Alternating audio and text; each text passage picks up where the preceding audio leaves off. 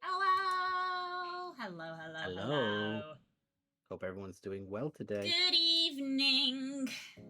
Ah, Oh, it has not updated, Fluff. that might be. Let me double check on my end. Uh-oh.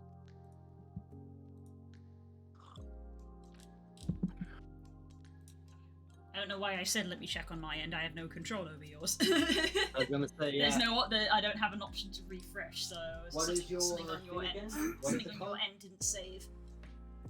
What's it called again? Fujitech. How do you spell that? Like the mountain, Fugi and then tech. Ah, thank you.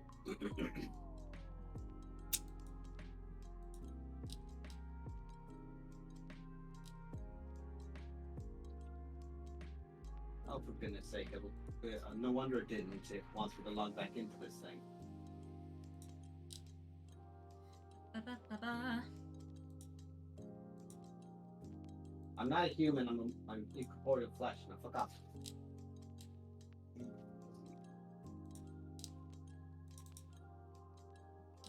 Oh, fuck, for goodness sake. It's fine.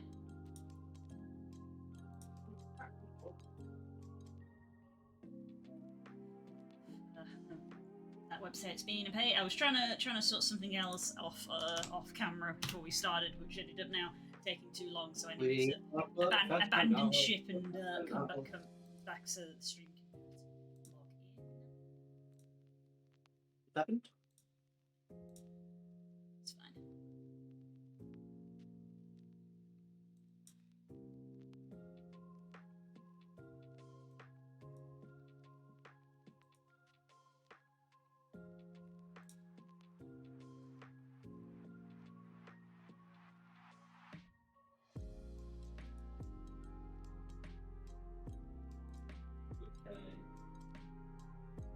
Right.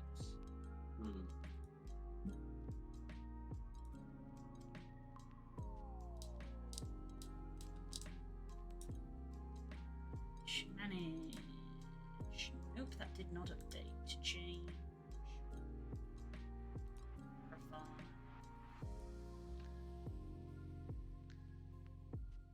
try that again after stream because apparently it's just like, oh, there's an error occurred. There. Let's see now. How does that look if I'm talking on the mic? I mean, it lights up, which is what it's supposed to do. And it does roll the GIF, which is good. However.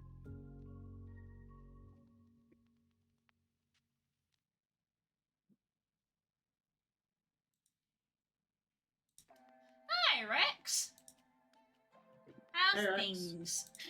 That'll do. When I'm talking, you can see me, and you can see a little frog on my shoulder blinking. That's plenty. I think the other GIF is there somewhere. It's just not currently on my download, so I'll just need to inquire with a frog. Oh, right. Image machine. I don't know what it's supposed to do. I don't know what it's supposed to do.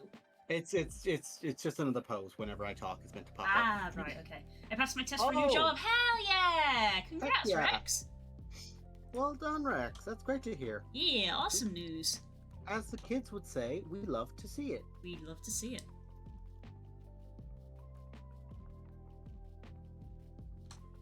Oh, excuse me. Ah.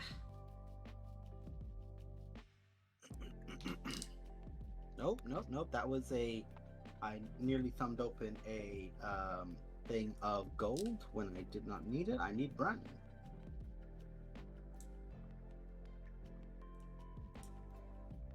Cool. I'm just gonna wait. I don't know where the other one is. You might need something the other one over there. My little brother made me feel old yesterday. Oh no, what happened? What thing did he tell you about that resulted in you feeling old? What event from 2 years ago is actually 20 years ago? Ah.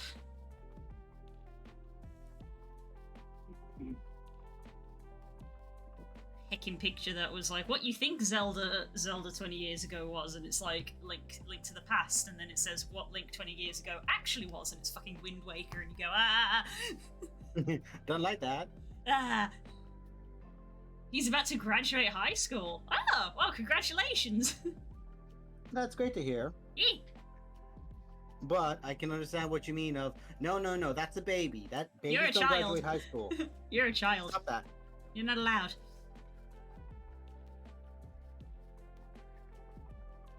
I have been that on this weekend. My niece got a gold medal in gymnastics, and I was like, oh, that's really impressive. Stop.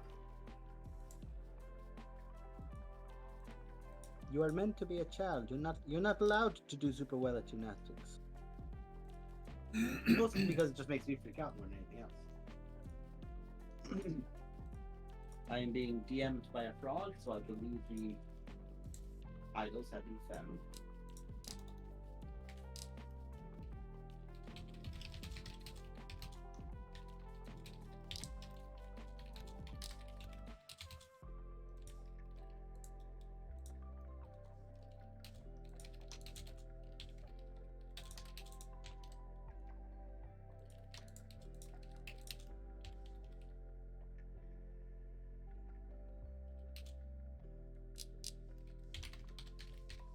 She's still 4 years younger than me, and my sister is about to be in high school.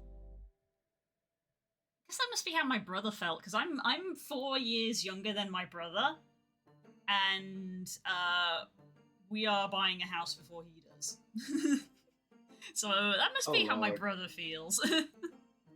Poor bugger. Admittedly, he's moved to another country, but he doesn't own his own house. He's renting. Oh, it does work now. So while I'm idle, it's the blinking and it's a little shadowed out, but that's what happens with these things. That's the point of them. But when I'm talking, the hand goes up.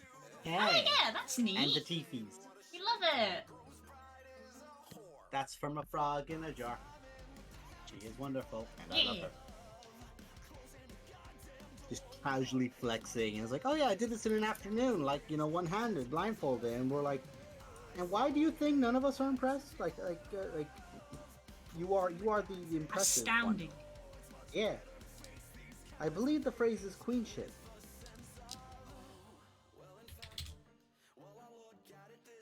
I am now being patted on my head.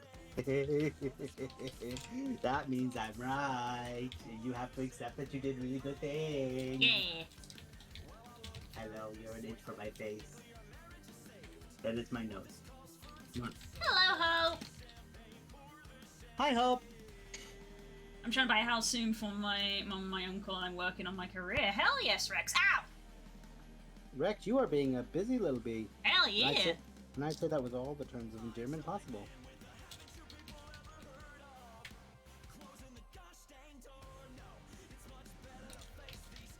Let's see now.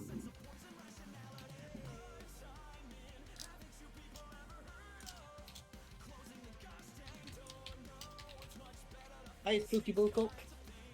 Hey, he is. Spook, be a dear and check your DMs. Love you. They're asking you to check your DMs. Because, unlike almost everybody, Spook doesn't open up Discord for like days at a time. Honestly, he's better off. Huh? Saves on my computer room.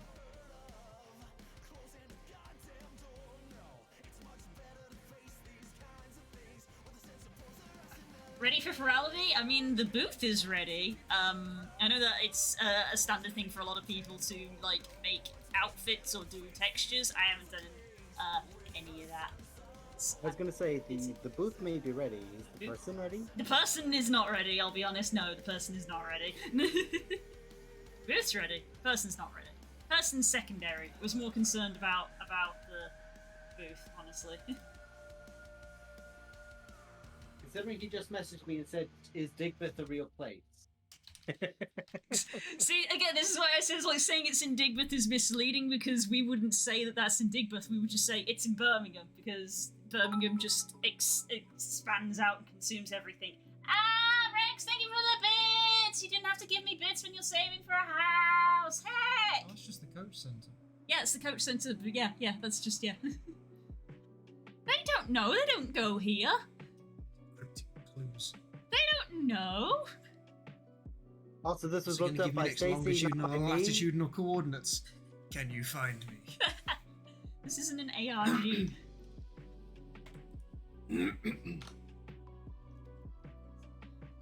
Rex, That are will be a you fun ready thing. for virality? Have you had a chance to open things up yet? Because I hope it should all work. I want to make sure it all works for you, so you have it for virality.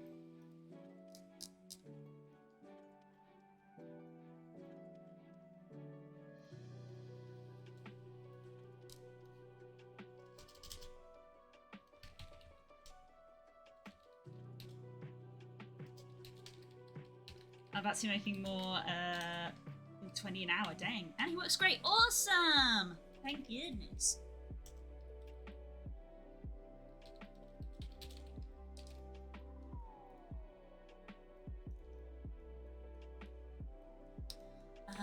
Right, what was I gonna do next?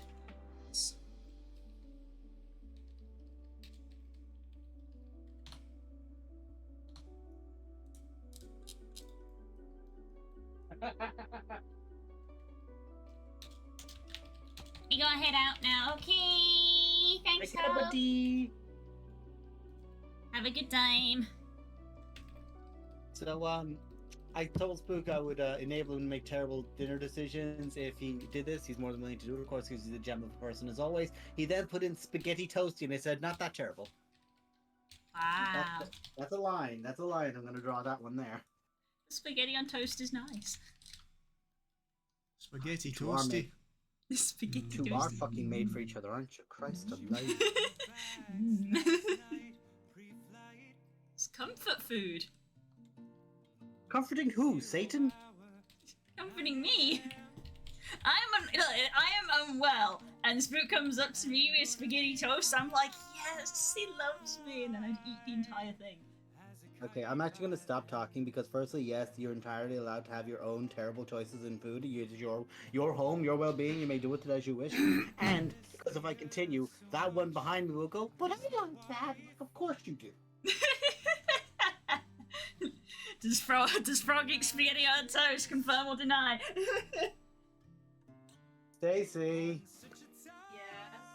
Yes. Do you do spaghetti on toast? Yes. Yes! Let's go, No, gamers! go away. Yes! And spaghetti on toast at some Marked as souls.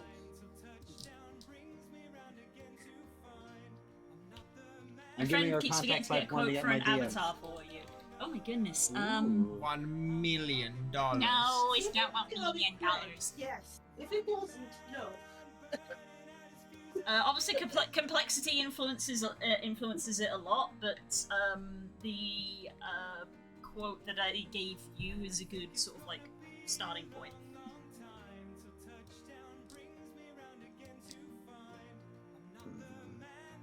It's a burr. Ooh, a bear. Ooh. I know they're a bear, but what's their avatar?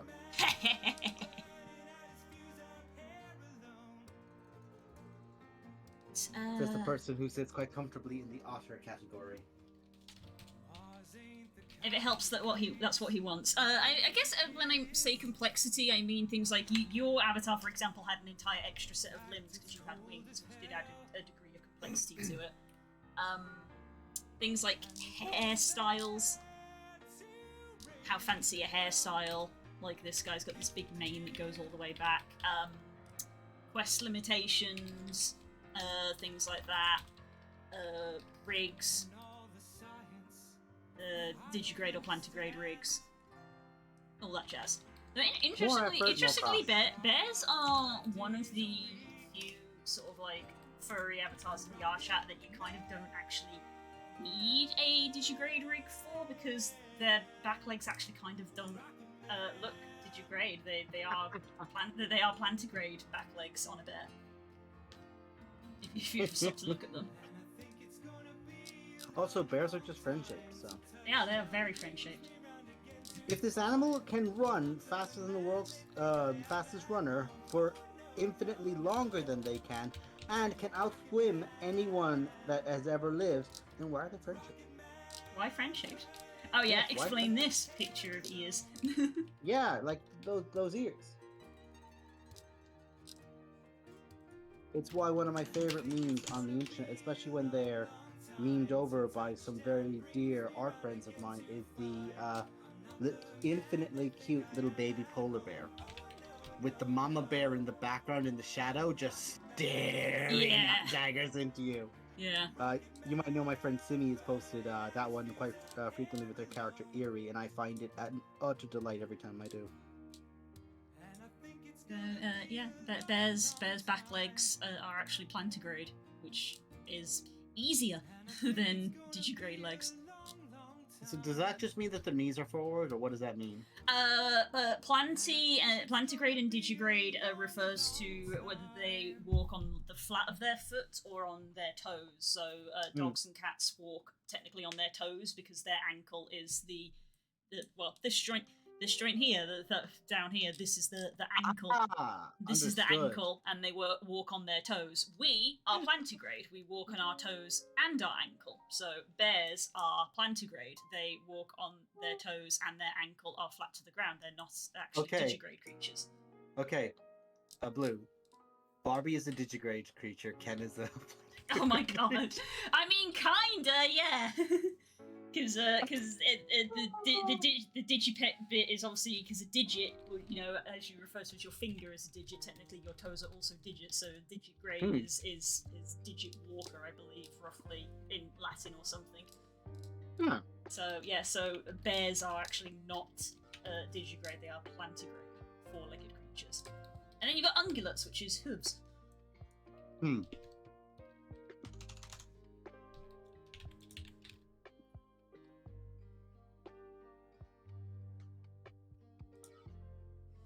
Yeah, there's the anatomical example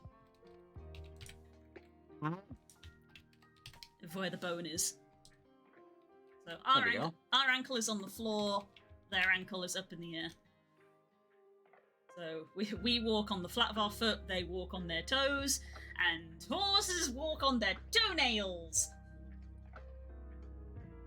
which is unpleasant. Horses, in my opinion, are like pandas in that way. If you look at them too much, you wonder how the fuck are they alive. Yes, correct. Anyway. So yeah. Because So plantigrade rig just from the get go. If it's a bear, which is easier. And I even tweeted out, funnily enough, like 2 or 3 days ago. I just tweeted out because of just thinking, as you do on Twitter, that the next avatar I do probably would be a plantigrade rig, just to take a break from doing digigrade, because literally the only ones I've done so far are digirigs, and I'm like, I should do a planty rig so that I can do both. In theory, I've done the harder one first, so. Well, that's also a very good indicator that you've done the harder one first. I mean, you can dedicate more time to different. Bless you, spooky bookle. So, focusing on the art for a hot second, I've drilled a hole in a holster. Because the holsters are a fucking pain to paint because they're so small.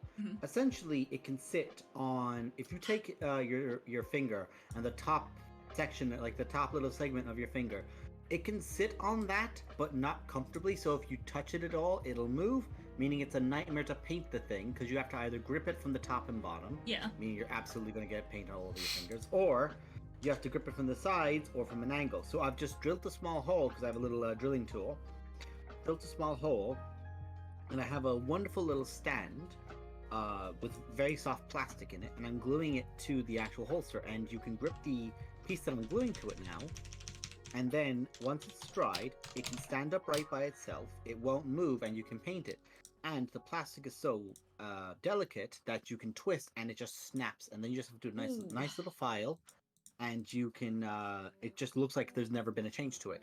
I tend to do it on the heads, which I think I've sent you a few pictures of Notaki Angi, which is just a head by itself, like just one tiny head, just like sat by itself, just like an angry little Demi-lich screaming.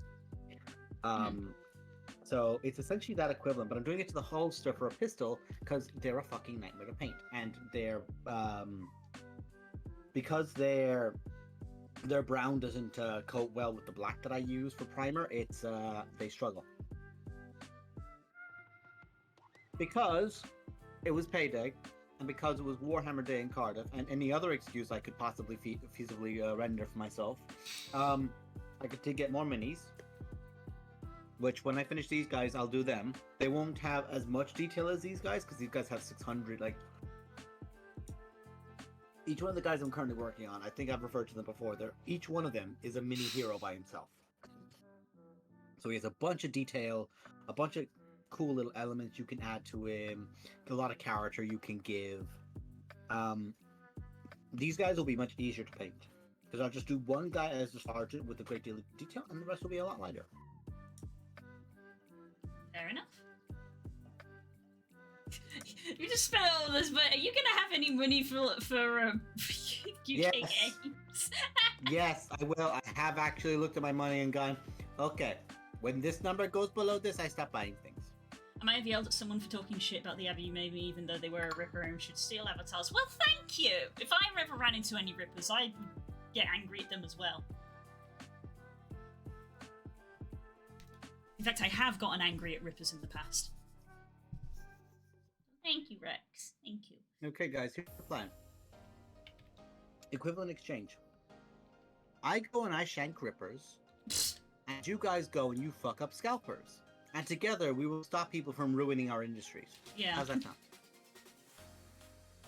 Because I am really excited for that new box set. Super excited for it. It's going to be a gorgeous box set. And before you worry about money, I'm splitting it with Kay.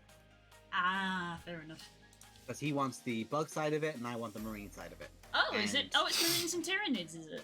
Yes, because 10th edition is them both.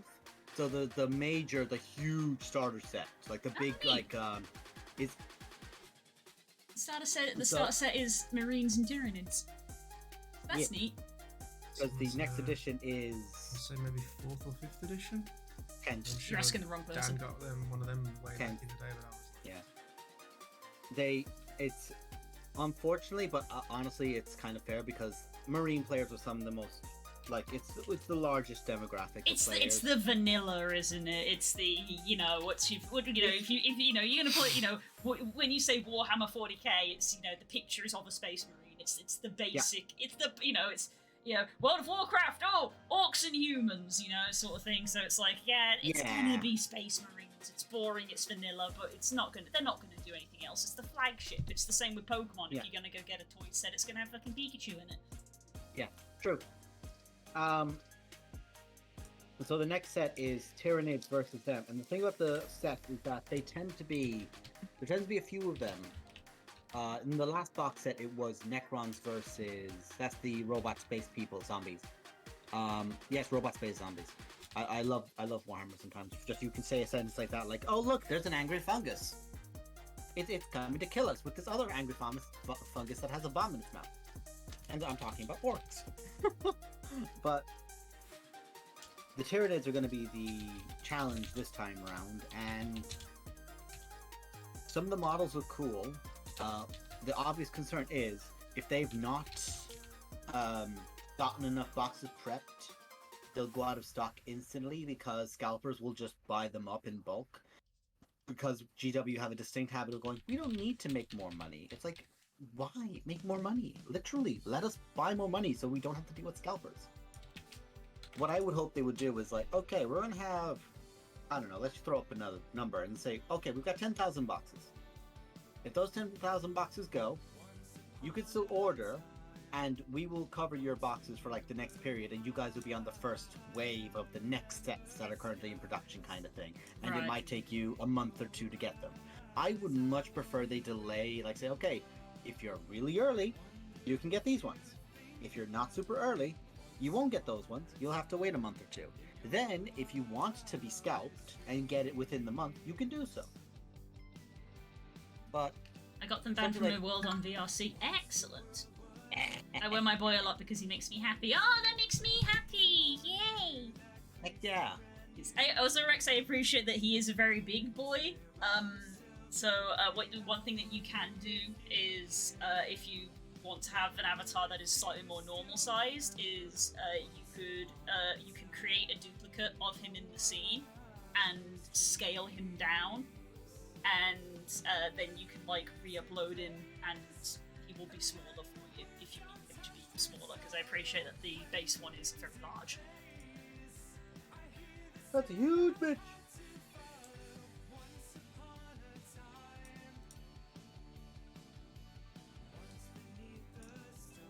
So what I'm currently doing is each one of these Marines, each one of these Blade Guard veterans is what they're called. They're an elite troop choice. They do have pistols, but they're primarily sword and board, and they're a bodyguard unit.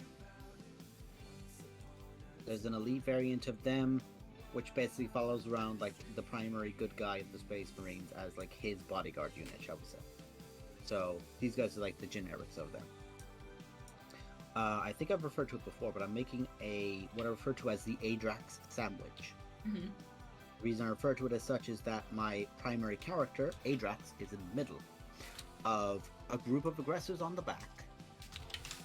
Aggressors being very heavily armored guys who have power fists that have flamethrowers on them, which he buffs, and the Blade Guard veterans to the front. Because the faction I play, Blade Guards are very, very hard to kill. Very, very... Oh, I'm seeing there a health check. Yep. Oh, 6 things just popped. Oh, no. I'm a Rice Krispie. No. Oh, delightful. Thank you, Spook.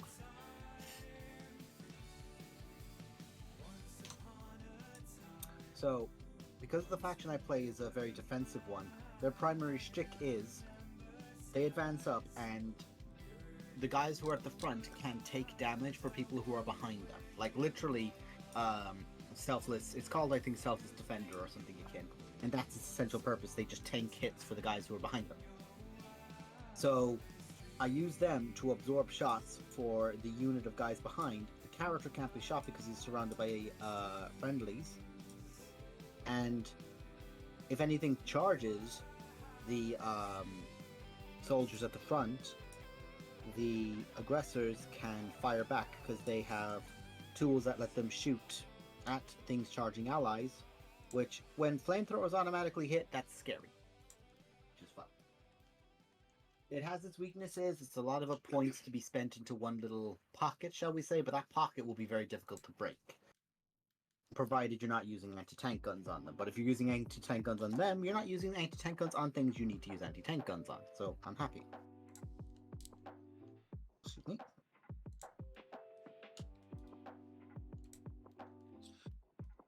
Ah, goodness.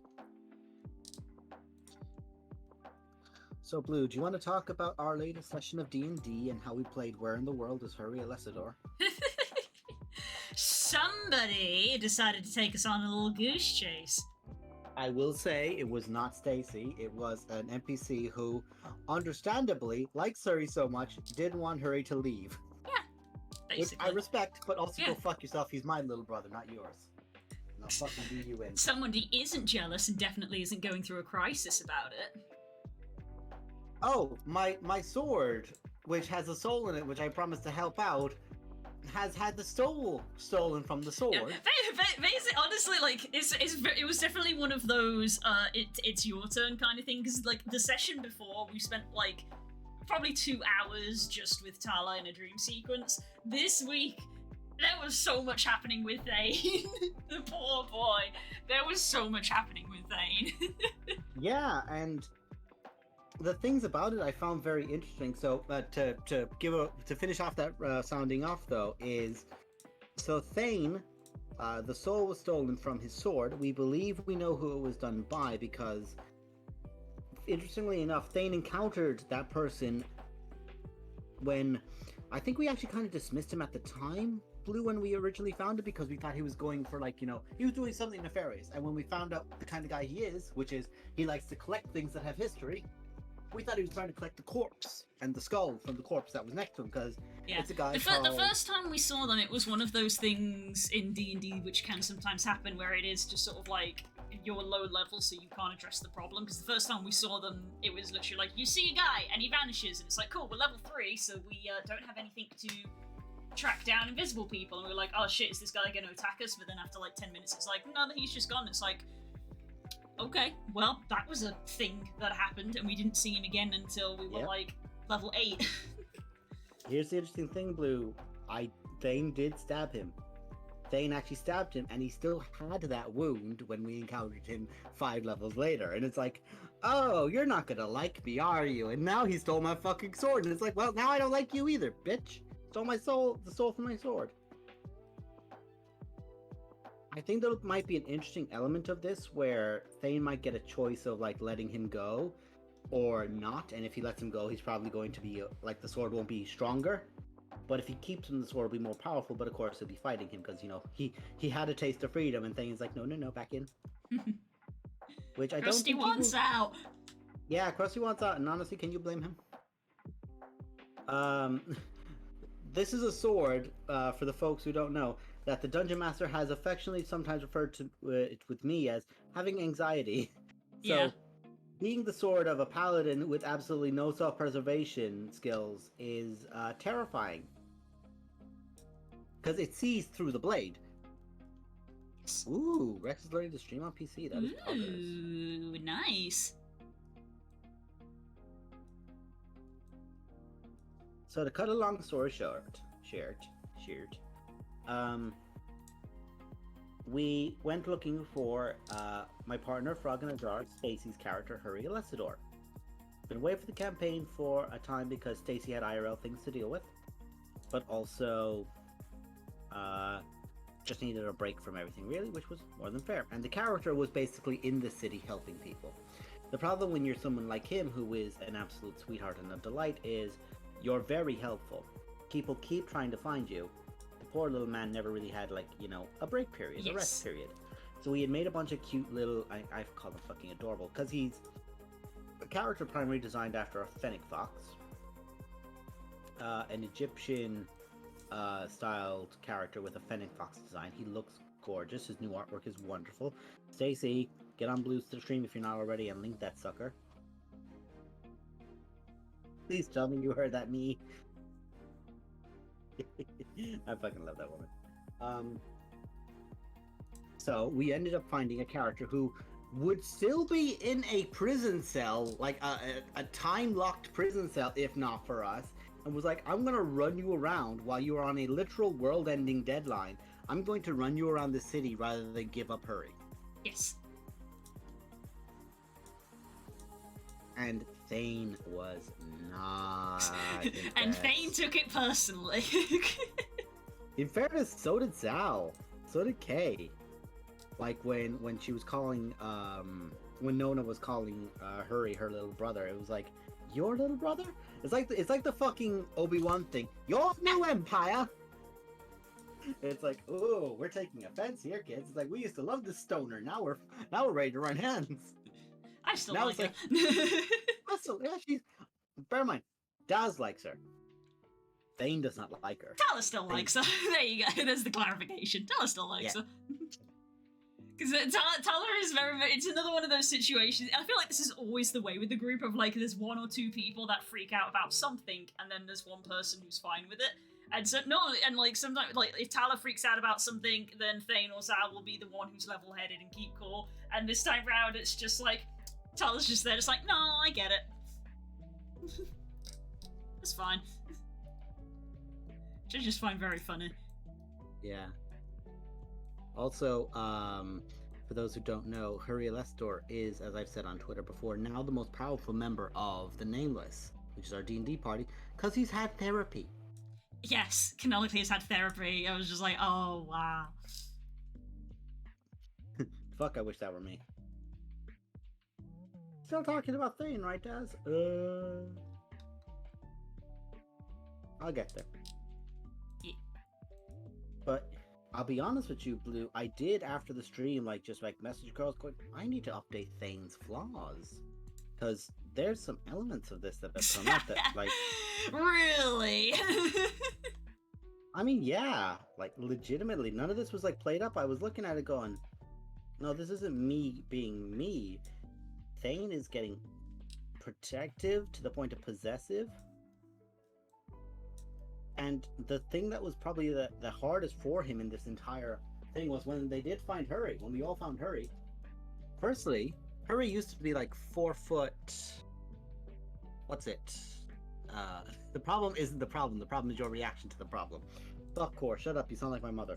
Blue, could you teach me how to use Streamlabs, please? I mean, yeah, I can. Obviously not while I'm live, but if you have questions, you can message me, and I will try my best to answer them. I know it's Rex, and Rex is a dear, so you probably won't say this, but she could teach you for money. I mean, I'm not a teacher, so... She can educate you and inform you for money.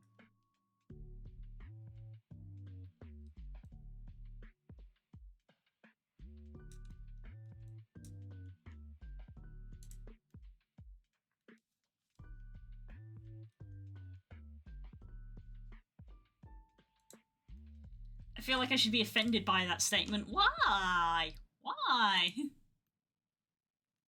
Oh, because I referred to him like my mother.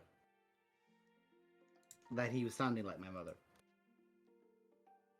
Which, honestly, Corey, I apologize. No one deserves that comparison. Anyway, moving on shortly. It was a lot of fun to, like, sit there for that moment and just go, huh, this is how my character is reacting to this. Not sure how I feel about this. But it is how he's feeling. This is how he feels. This is how he's going to react to this. Huh, the more you know.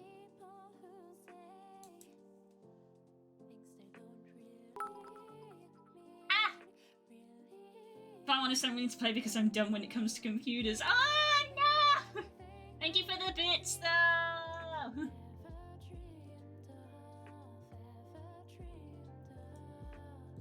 Thanks for the batteries.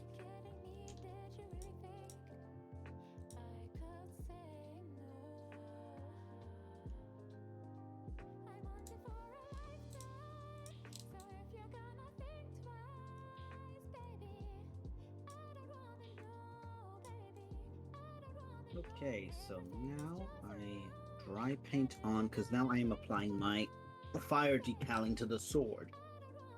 Because on Saturday I put in my model for the contest. I know I've not won it. I'm just calling it now. I know I've not won it. There are some people there who've been doing it for years that it would take everyone going, yeah, no, this one. But there was also just so many entries. It's not like, there could just be like a communal thing of, actually, yeah, no, we'll just give it to this model. It's just, it's going to go to a few people that are in there that did some gorgeous work. And I'm not even mad. Like, it's not even a thing of bitterness with, like, it's actually like just really impressive what people have done with this. So while I was in there, I was chatting away with them because I saw some model like painting styles that I wanted to incorporate myself, and I was like, well, how does this get happened? How do you do this? How do you do that? And how do you do those? And I was sat there chatting with them. They basically showed me how to do a. Sorry, I'm stopping to talk because I'm trying to scratch something off the blade. Got a double. Yeah. Okay, well, drop me a message and we'll all sort you out. But yeah, as Frog said, it's mostly just YouTube tutorials is how I learn most things. YouTube is your friend. Do da, do da.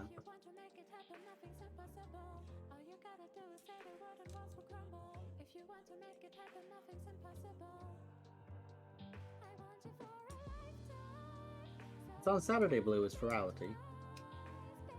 It's a weekend event. Okay. Yeah.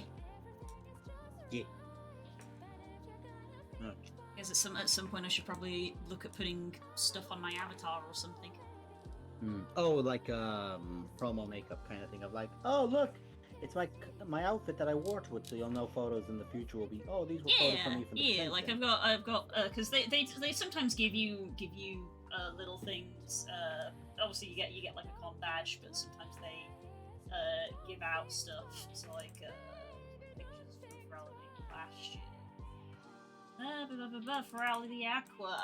You got aqua theme, so fins. Yeah. Fins. Me adjusting my headset.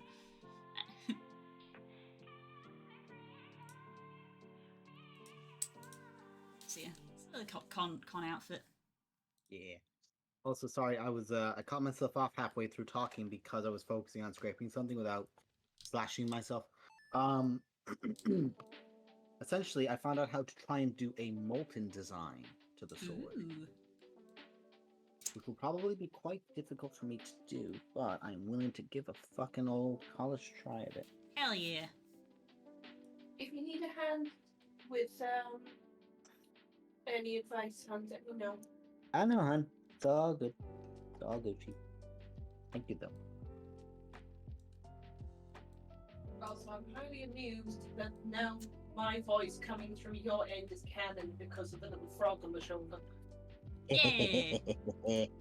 Yeah, it reads. It's like Ratatouille. Fucking frog on my shoulder controlling me. It should be a frog head. Well, you can change that, not me. Oh my god, be in my hood and be like just pulling the horns. Like fucking the hair out of Ratatouille.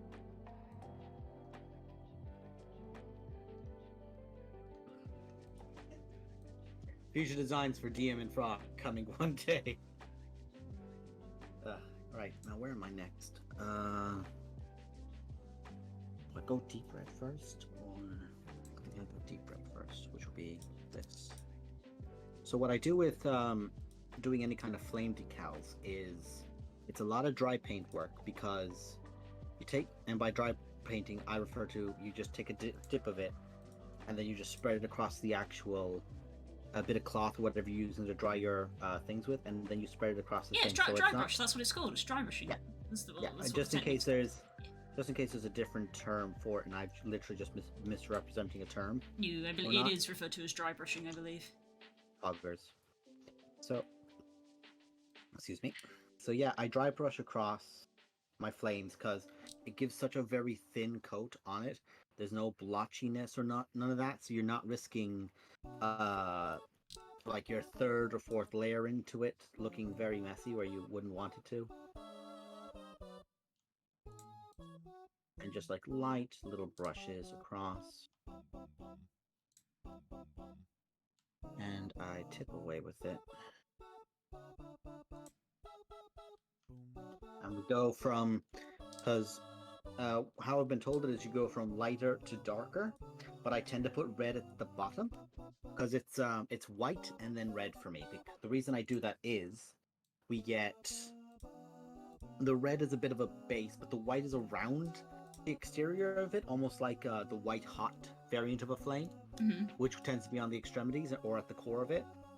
And then I put on, and I go from, after the red, I go from lightest, or darkest to lightest, I should say, excuse me. Or lightest to darkness, pardon me. But very, very thin dry brush work on both sides of the blade, and just spread that sucker up. By the way, Das, was the Cult of the Dragon Warlock deal, was that homebrewers in a book somewhere? Warlock, that was kind of homebrew. That was more or less just like, I think either Pact of the Fiend or Pact of... The Pact of the Fiend just recolored. He is asking because it was pseudo the idea of what Galgorond and Shimmer had. Right.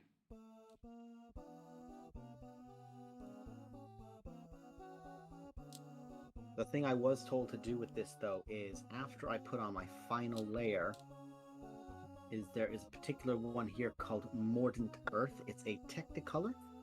Take it and put it across the blade, and it should give it a molten style effect to the coloring. So I hope it'll come across nicely. Fingers crossed.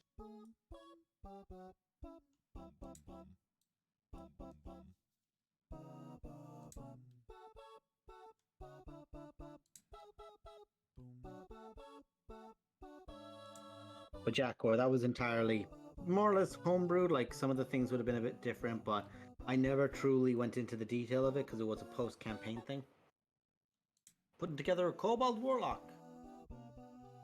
I mean, in fairness, you can probably just like reskin any form of attack to reflect whatever dragon you happen to be serving. So, like, is it a green dragon or like a copper dragon? You know, some kind of intelligent or mischievous, or a bronze dragon. Not bronze, pardon me. Copper is actually probably better. Copper, green, or maybe even a yellow. You can make it a fey one to be like this kind of intelligent, possessive, controlling character, and go from there with it. You know, build on it.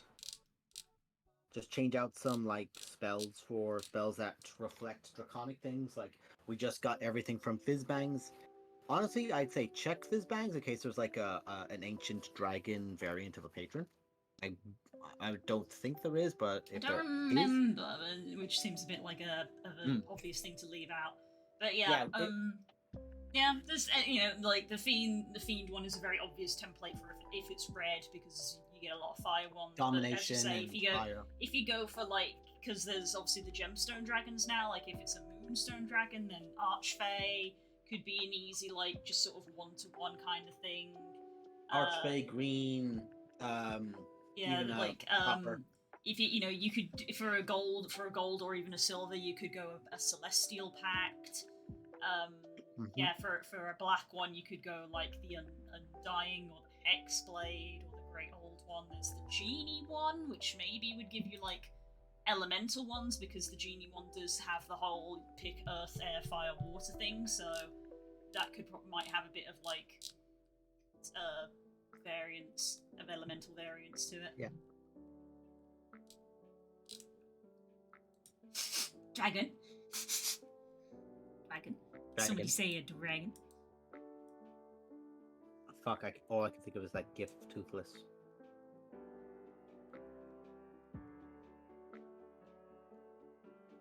I'll see what this looks like now with the Mordant Earth put across it. So if it doesn't look okay, I'll just paint over it and go again.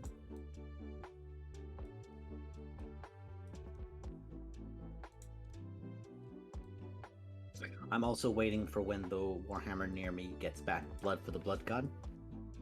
It's a very specific paint that's essentially, if I wanted to, I could probably go ahead and go for like a just like a standard base color for a red, and then just build on it with a like put it down on whatever mixing plate I'm using at the time, and just put a bit of glue with it to give it that kind of textured, thick kind of way that blood tends to gelatinize after a while. I'm not sure if that's the right term, but you know what I mean. Where it kind of just goes a bit gooey more than anything else. I don't hate it. I feel like I could probably go with a bit brighter of the colors, and might make the color crack a little bit more, but it has definitely given a kind of thing that I want. Not exactly though, but not bad. I'll do some other bits while it's drying.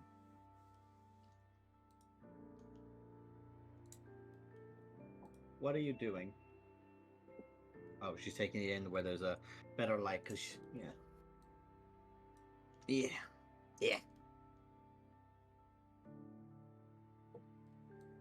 Where the devil am I? What was I about to move on to? I was about to move on to something onto the sword, which he just took away. I like that. It looks like it's been scorched. Oh, that could also be a cool way to have the design look. Thanks, son. It's covered in ash. Yeah, that's kind of the vibe it was giving me a little bit. Yeah.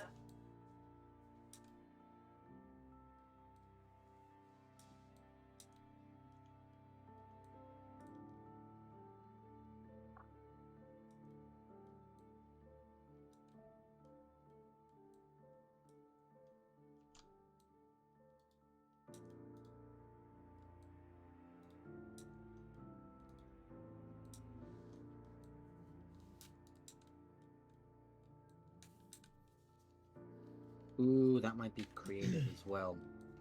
You know how Marines all have those kind of big, bulky jetpacks on their, or battery packs on their back? The big old bulky things that tend to look like a jetpack on their back? If you don't, it's fine, don't worry.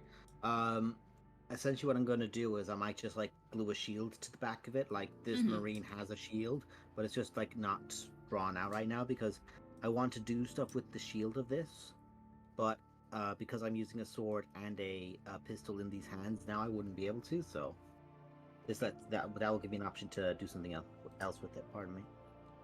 Oh, okay. Because I can just paint it up to look all fancy and just smack the sucker onto the back of the pack.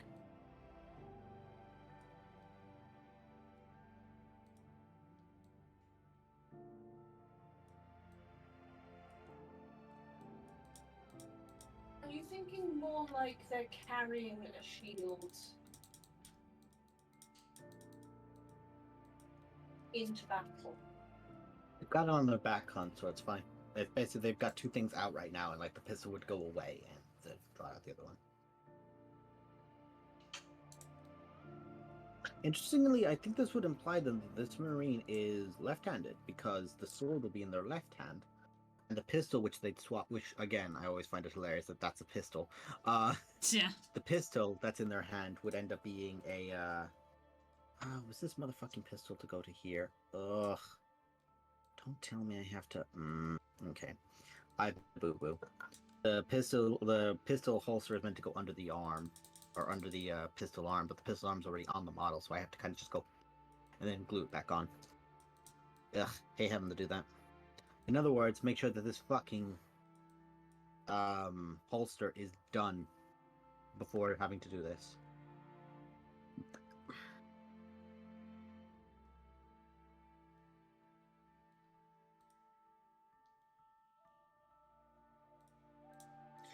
It's not a jetpack, it's more just like a battery pack for the whole suit core is what it's actually meant to be. Because there is a jetpack, it's literally just an additional connection onto this thing.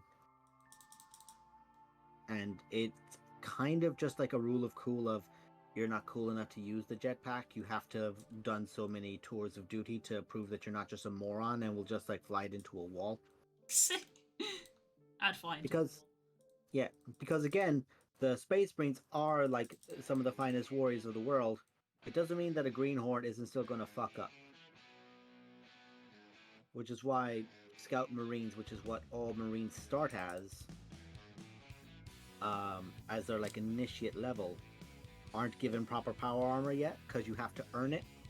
And if they fuck up and die, well, no one's going to have their heart broken that that suit of armor was wasted on a mook, because it was just like the most minimalist suit of power armor imaginable.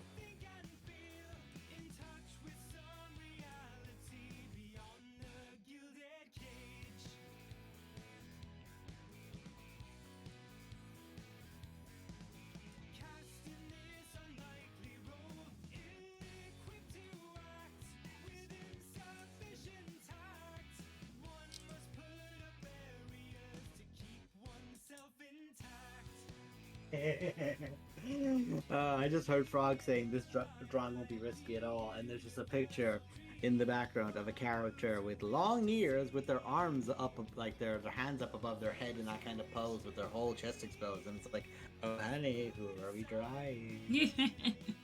Is that a loyalty being a little thought? Good for him. You told.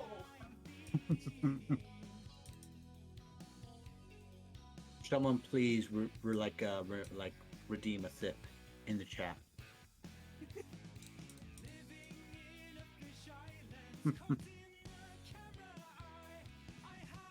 Thank you, Miles. Love you, buddy.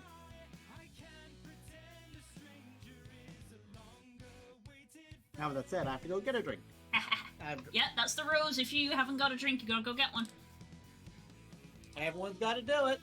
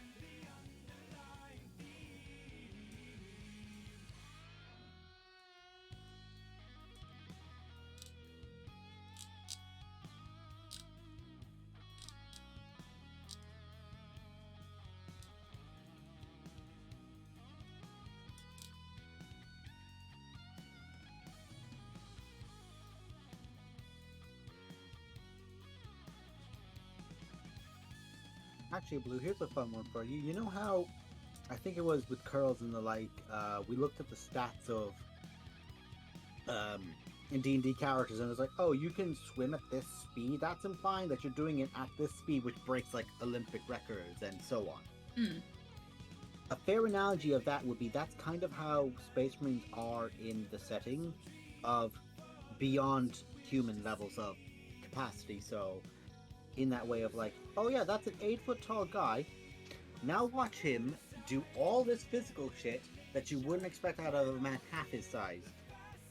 Because you know, like, we've got that logic of like the Andre the Giant thing of, oh, that guy has gotten so big he's slow. It's like, no, this guy is Brock Lesnar.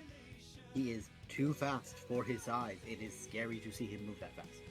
It's that kind of vibe. Right.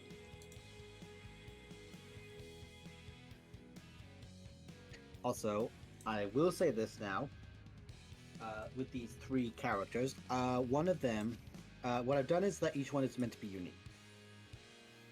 I've said that before, but what I'm actually kind of tempted to do is actually reach out to an artist on Twitter and ask them what Pride colors they would use for a Marine and make one of them a Pride Marine. Thank you, honey. Again, I'm pissed off she can hold a note that well. It's actually ridiculous. She just pulls that out of her hat like it's nothing.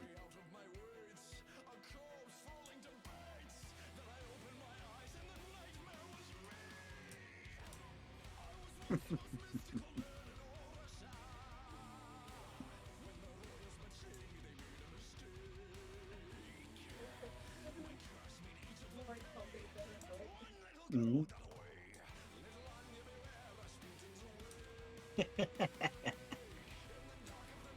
Just on my mic in the distance, you just hear a little frog, and my thing lights up as the froggy goes. Oh.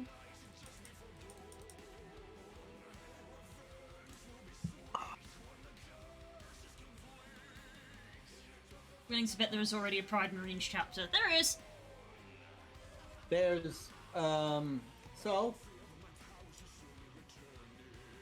As GW have said themselves, two of the Primarchs do not exist primarily so that you can make your own home rule set. You know, so that there can be someone going, well, there isn't space for this. Like, no, there is space.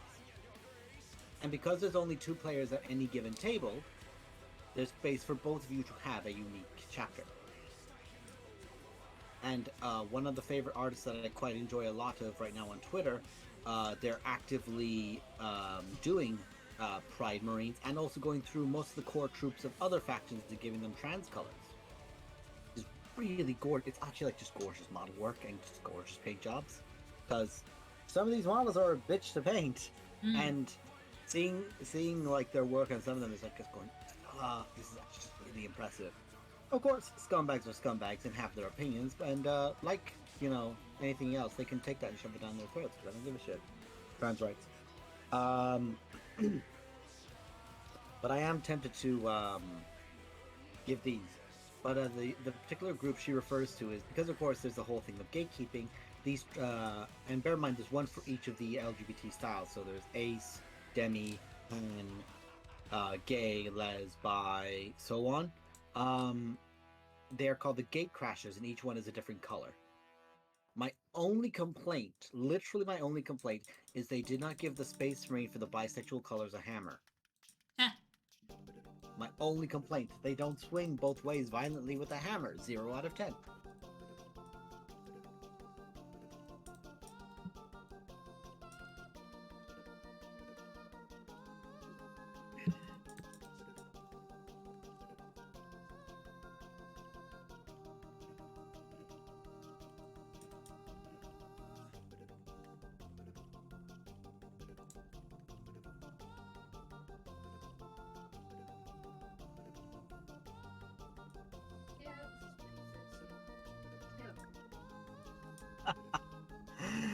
Just hearing in the background, yeah, this is pretty thirsty.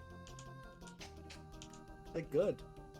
We will eventually be returning to Pop. There will be a time where I stop painting on a Tuesday night and go, no, I have to prep for D&D tomorrow. Oh, yes. And what a time that'll be.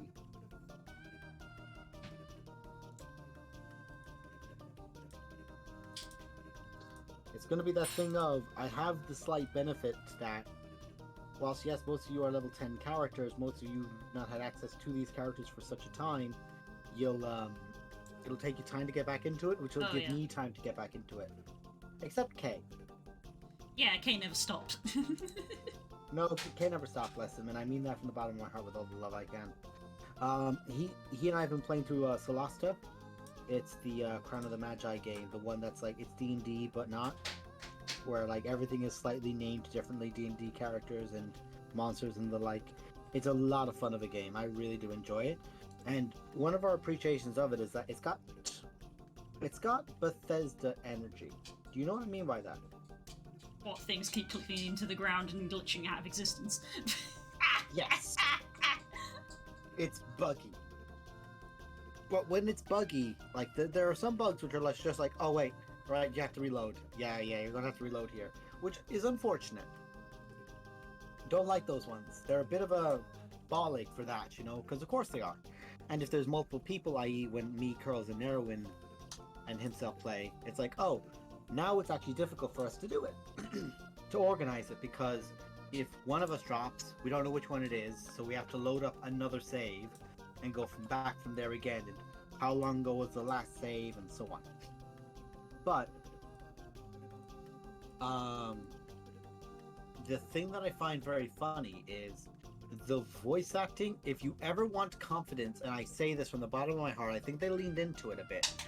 I do think that they legitimately leaned into it a bit. Is if you ever want to feel good about your voice acting as a DM, listen to dialogue from Solasta. It is some of the worst VA work I've seen in a bit. Oh. But they're a really small group, so, you know, I'm obviously not going to give them shit for it. But when the first dialogue you get is, this tastes like donkey fish. Like, me and Kay have realized that each inn in the game, or each, like, tavern, has a different gimmick. I.e., the first tavern, the one that you encounter the game with, the ale in the tavern tastes like donkey piss. That's the thing. Everyone at first said, "Have you got more donkey piss ale, please? We'd love some." And the like. One of the ones that we counted in the newest DLC was enjoy your 4 beds for this room you're buying, and we're like, yes, our 4 bed. Why do you have to emphasize that we're having 4 beds? So now, whenever we make a joke that we think 2 characters are sleeping together or have had a relationship, it's like, yes, she used to visit you here with your 1 bed. So it's not a gag of donkey piss in 1 bed, or however many beds we think a person has or doesn't have. So it's been a lot of fun in that element of it. Also, we took our characters that we had from a previous campaign in the setting and used them in this one, and our synergy has just been disgusting. Because I'm bringing Faynine and Meshulam. So the Raven and Faynine are there, and he has brought a barbarian named Kiana, who is based on a dragon style, like gets draconic resistances and all the like, and gets a breath weapon, but they're a elf. And his halfling druid, Andrew. So it's Andrew and 3 girls. But we have a lot of synergy in this stuff. And I will say this, getting to play with Faynine at a high level is a delight. And I also realize how disgustingly powerful it is and how good it feels as a player to banish something. Oh, yes. Holy shit. Because we have now gotten access to 7th level spells. And the campaigns introduce demons. And it's like, oh, okay, fuck off the 3 of you. Here's my DC 19 save on a banishment. Get out the fucking Gapsazite. Meanwhile, Meshulam is a rogue, no surprise, and is just there with a bow from a distance, just going, oh, unknown connection error? Try restarting Meep, Blue? Oh god, Meep again. Yeah. Version 2 when? Meshulam stole your rig for a second there. They would. But Meshulam is just there in a distance going, I don't care that you kept rolling a natural 20. I have a 28 rolled into myself. You don't see me. Yep. Because they got access to reliable talent recently, so what we ended up doing is we gave them an armor which gives them a bunch of proficiencies. So now they do a bunch of things for us because the minimum they can roll is a 10, and they get like a +5 to it. Nice. For whatever check they're doing, so it's like, oh, these are spicy.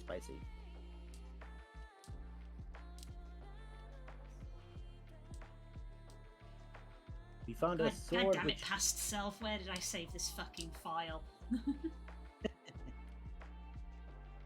Have you checked your butthole?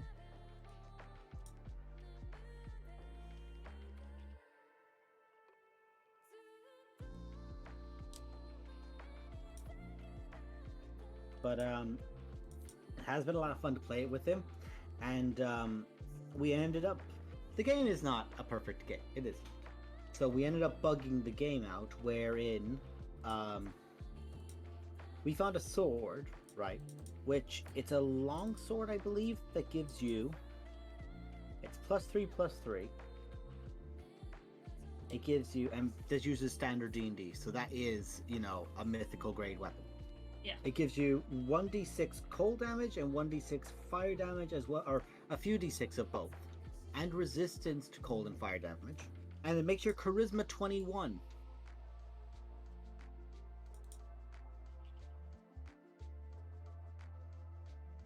So I'm just there looking at this long sword that gives you all these things and going, oh. The words we said that our characters would do if they got those in game is there's no fair hyperbole to it. Let's see. Okay, I was typing in Faynine to talk to you about V Rising, and it autocorrect to Daz1. Faynine Daz1? Not quite.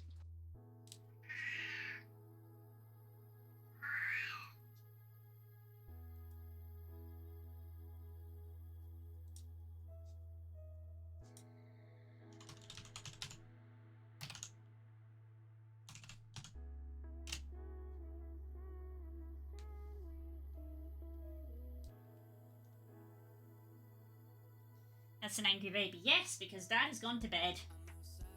It's time to scream. Noise cancellation. I didn't hear a child.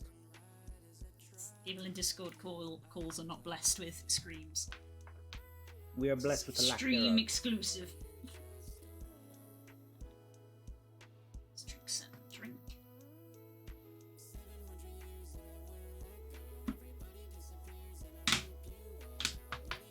Can you make sure the windows are closed? Please, that door, thank you.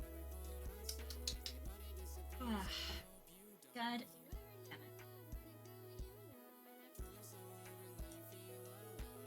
This might sound wild to say, but I still haven't even logged on and played the new Final Fantasy stuff yet. So you're saying this to me?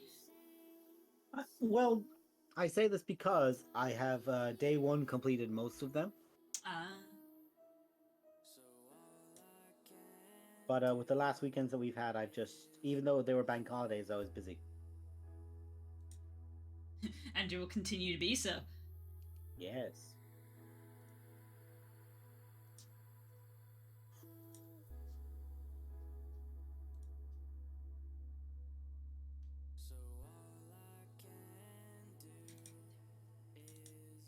Fucking there it is. There we go. Took me like 10 minutes to find.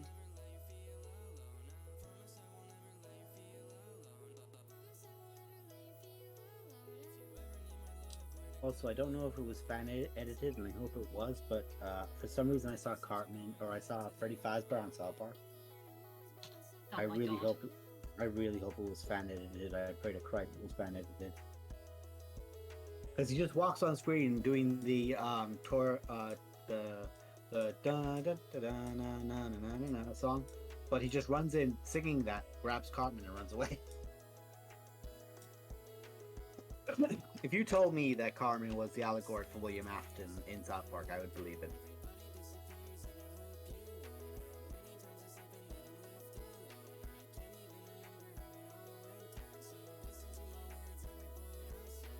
At your study when I get a chance. Noted, Core.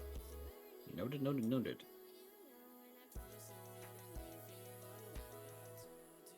I did see that you had come over to use my study, or our study's just updated because we're both in the same guild. So a few things were in my one, so thank you.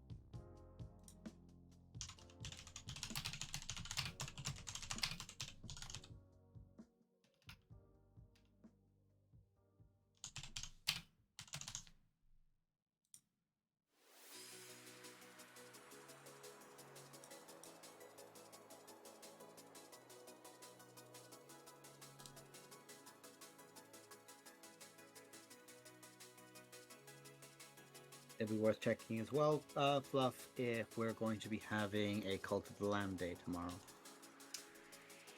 I've been told we shouldn't be. Mm-hmm. Oh, that's fair then. If you But already obviously, have if that changes last minute, you guys will obviously be notified. yeah. Either in the Discord or on Twitter. But, I was told that we should have Dragon Age. Fingers crossed, because you guys are in some of my favorite zones of it. Mostly because Yes, you we're in killed the Owl. spicy bit. Yeah, mostly because you're like on your way to fight characters right now, and I'm like, good. Yeah.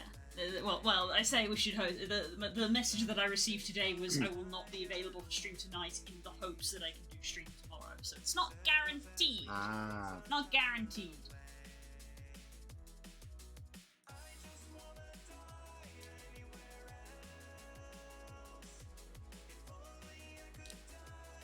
where the fuck does this?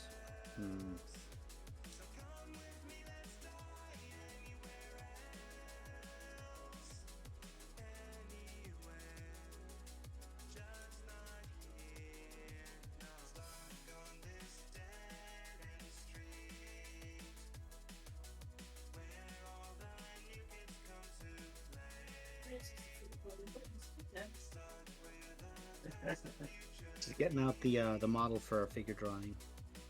Nice. That means Lo is going to be thoughting this up. As this is right, he's allowed to express himself.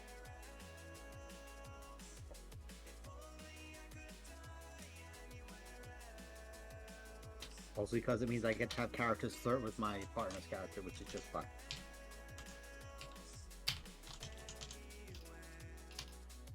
Just warning you guys now that if Journey comes back, he is going to be insufferable. But in the best way. Like, oh, what's that? A chance to make Stacy blush?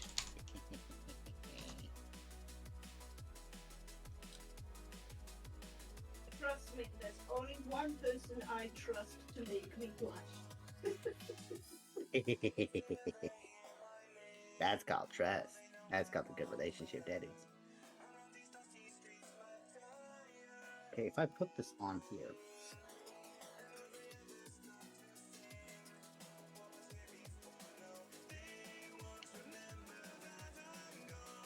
Oh, fuck's sake, that's meant to go on here.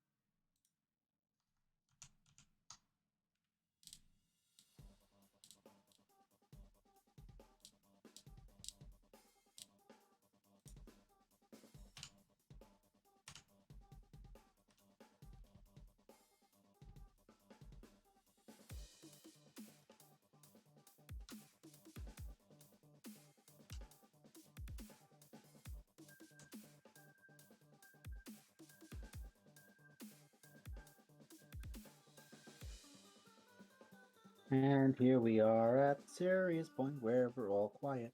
Mm-hmm. I was having fun with this tip that Quaggy gave me about because a lot of the stuff that I've done in the past when moving stuff was like one bone at a time, which is fine and does work. But Quaggy gave me this tip about selecting them in a certain way and then messing with the setting up here that basically allows me to curve them like this.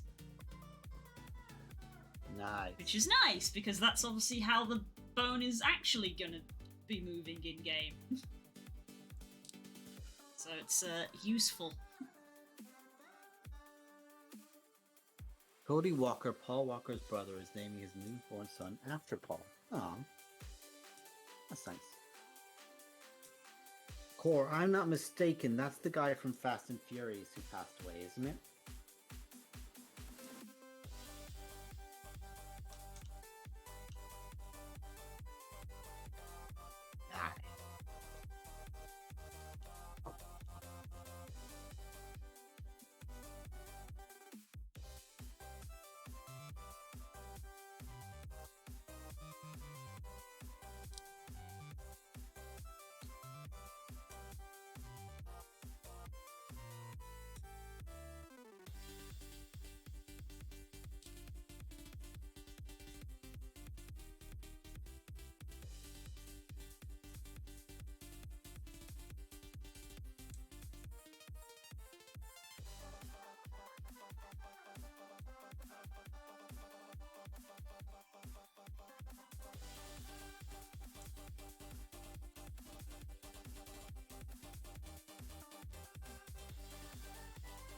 Now I get to the boring section of the screen where I hold a miniature together and pray the glue fucking just takes.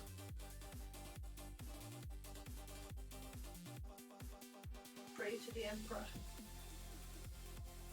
Well, considering the fucking pistol holster just fell, Christ, where'd that go?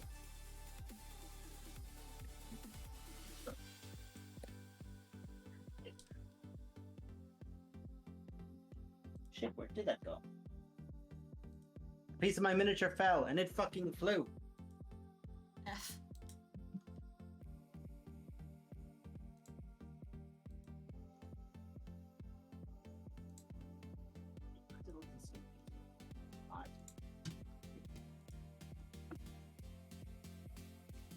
Right, one sec. Headset's off. Uh-oh. Where the fuck did you go?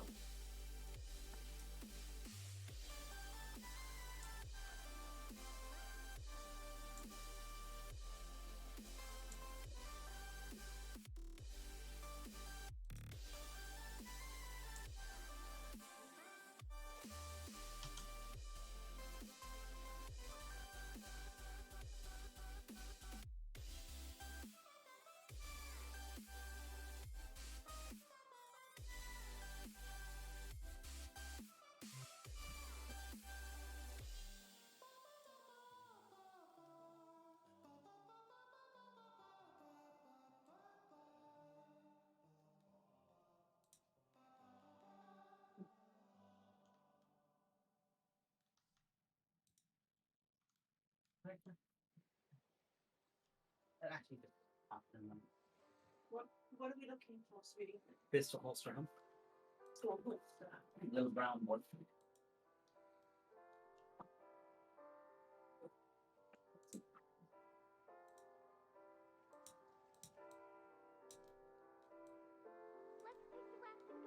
Did you see what direction it flew in? Nope. Otherwise, I'd have looked at it.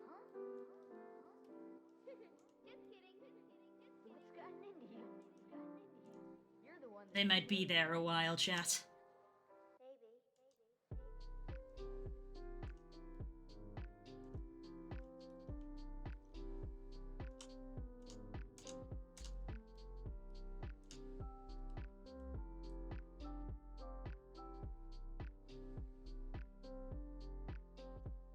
Psst.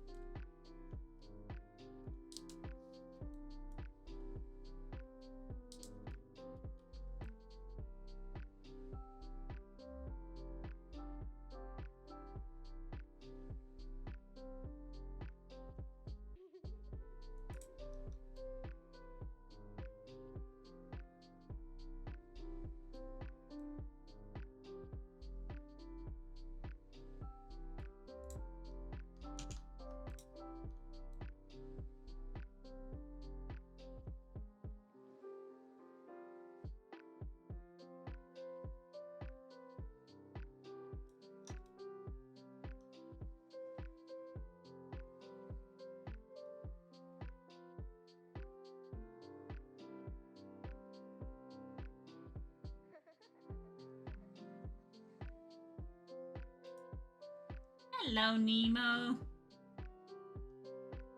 In that quiet part of the stream where I'm concentrating on things and not necessarily paying as much attention to chat as I should, and Das has muted themselves because they are hunting for a piece of mini that has vanished.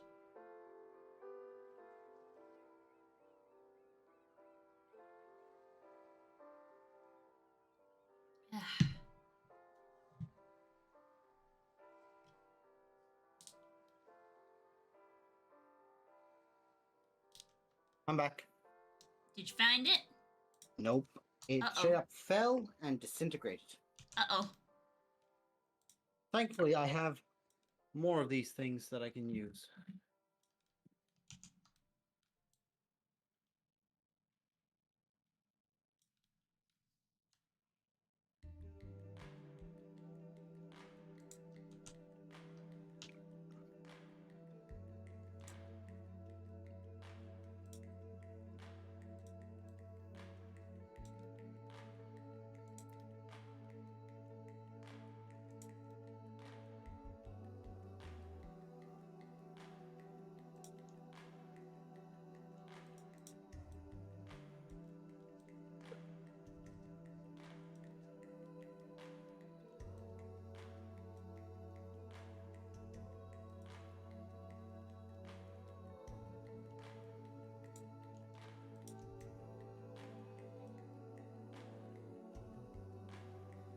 Have you seen the Dreadnought Raptor skin?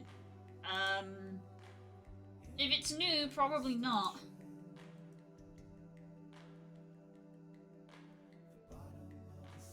It sounds like it matches the bow, which means it's probably not my style, but it might be your style.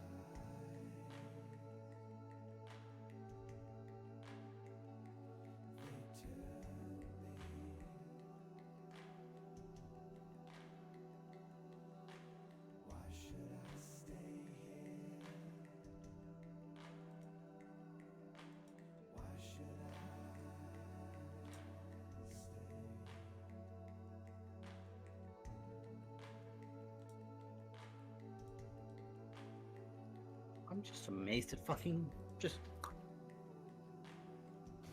Herself will probably find it tomorrow when she's doing something. Yeah, it doesn't turn up.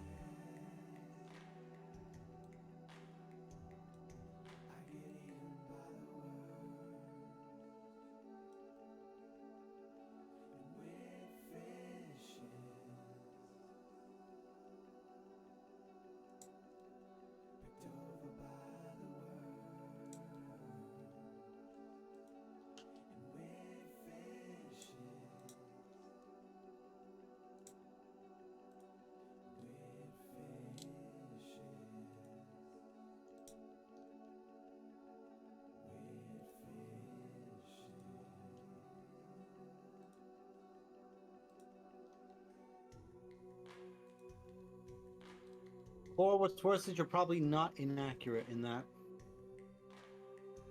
And I may or may not have actually taken off my slipper to do exactly that. Yeah, cool. Needless Yeah, I've to seen say, that when- one before. Needless to say, we're not hoovering this room till we have to go away for the convention. Get to see you guys in a few days. Yeah.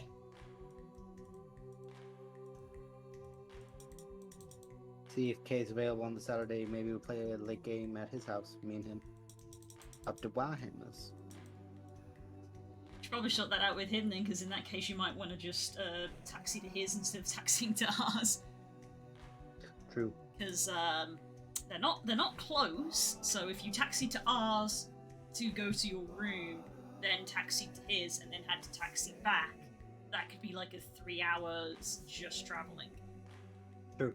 So if you do want to have a game with him on Saturday, find out, because you'll want to do that and then go to the hotel. I mean, Spook might want to watch, have a few beers. You'll have to ask Spook. Have to organise with the lads. Yes.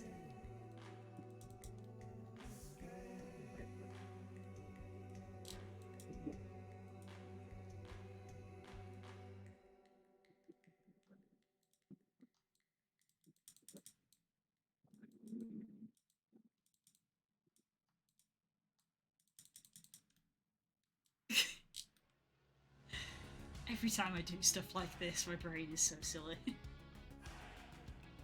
When you put your hand in the sink and you touch a bit of wet food.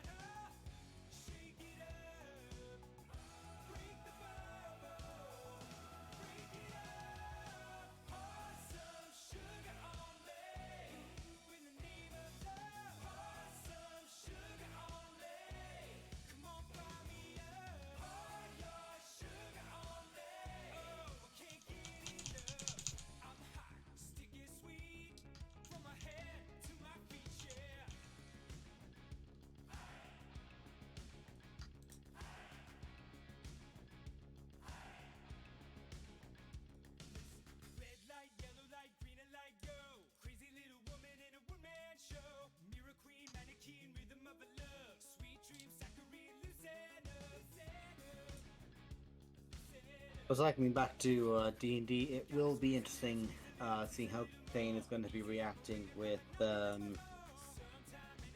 Cortex in the future. Probably not going to be a very... probably will be diplomatic to begin with. They're going, are you going to be reasonable and just give it back? Or what's going to be the trade? And if it's going to be a trade of something very expensive, it's going to go... See, I know I can wound you. So... Yeah. Your threat level is distinctly lacking, considering I've been punching up quite a lot lately.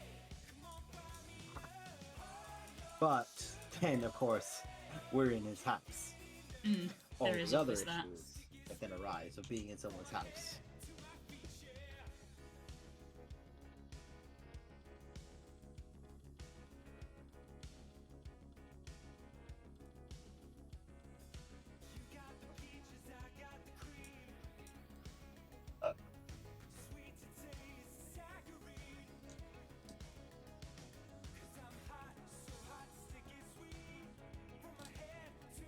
Just a moment.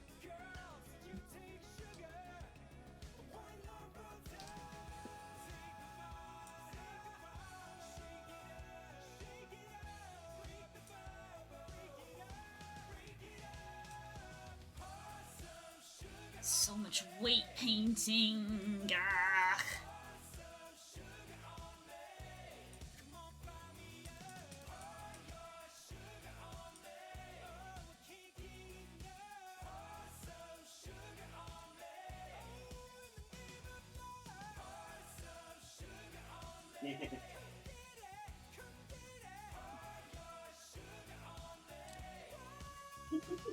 I have to get back up.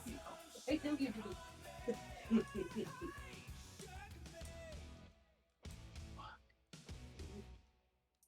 your cream on there? What's in? The What? What's that?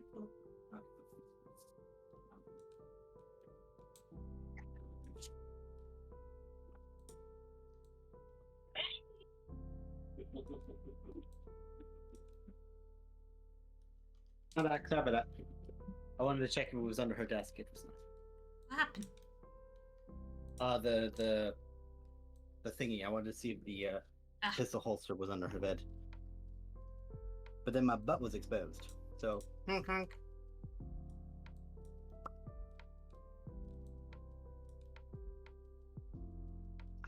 It has been a very ego boosting thing. Messaging people in other servers and be like, oh yeah, me and my partner are doing all this stuff, and they're going, you have a partner who's interested? Fuck you. I'm like, Yeah. and she can pay better than 90% of you. Yeah, that was Spook with some of his older schoolmates that he would hang out with when he was first dating me, and they were like, so what do you do? It's like, well, when we go back and we play Minecraft together, and they go, you what? So yeah, we play Minecraft together. She plays Minecraft with me. And I was like, The new generation trophy wife.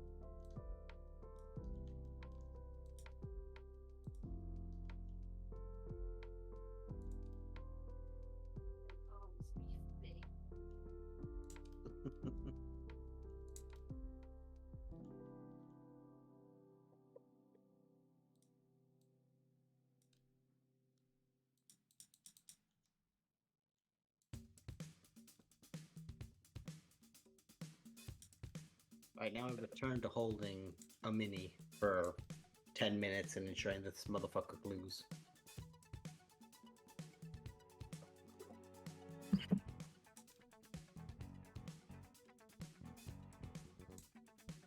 So chat, while I'm holding this mini and I can do nothing else, how we doing? What's everyone up to tonight?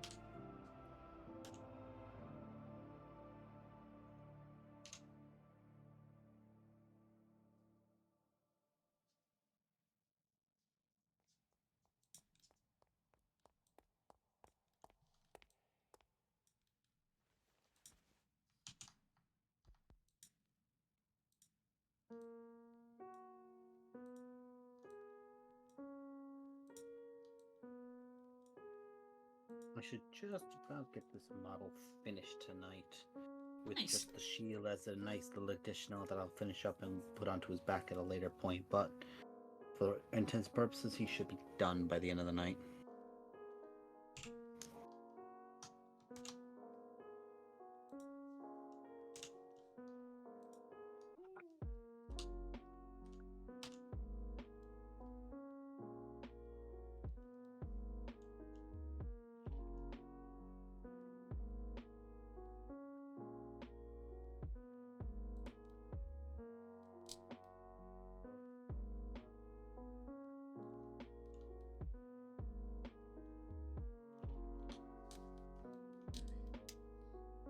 No matter how I weight paint this, I can't seem to get it right, so maybe we'll just actually edit the mesh.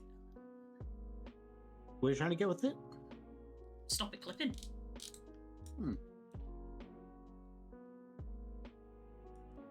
Sorry, that's an element that I have no way to advise.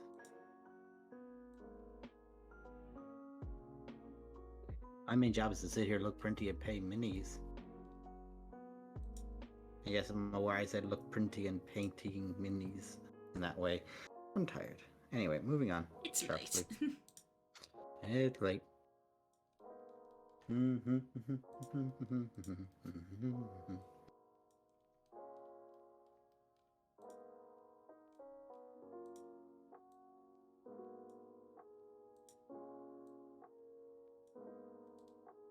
wasn't going to mention it, but I found it amusing.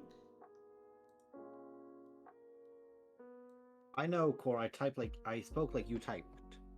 Ah! And even as I tried to make the joke, I fumbled it. So, more so the point.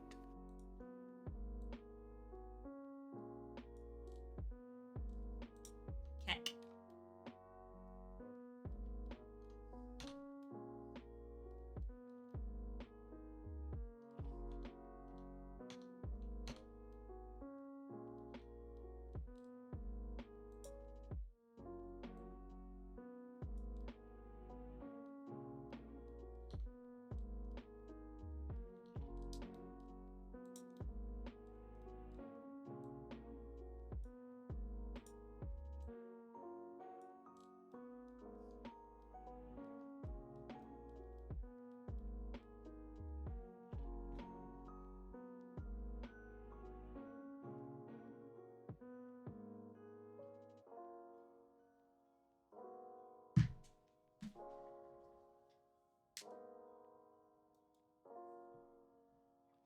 Ah.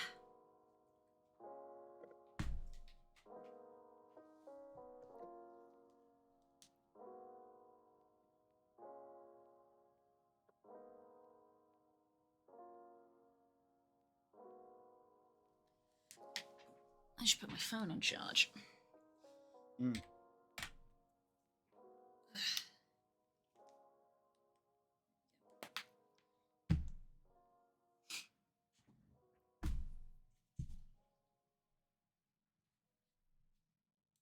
Ah.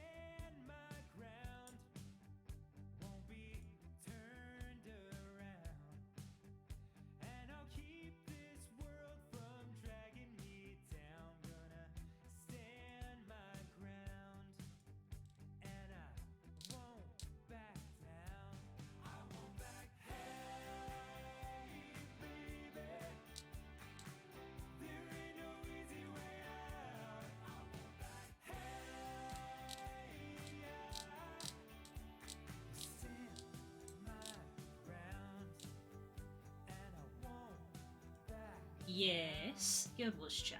Wow. Oh my god.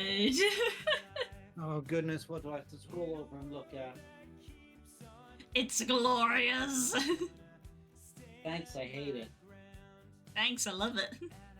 I know I say I hate it because I know full well if you do that, I have to deal with both Shimmer and Nazdo on the same page. Likes boats.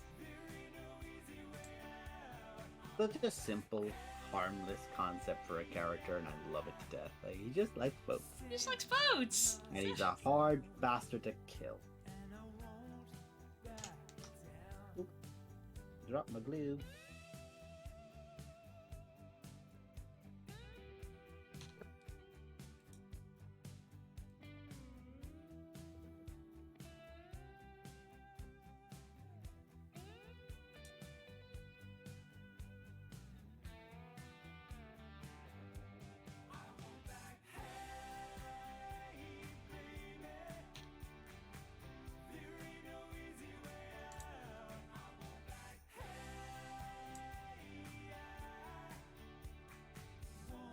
Yeah, I'd say he's worth basing now.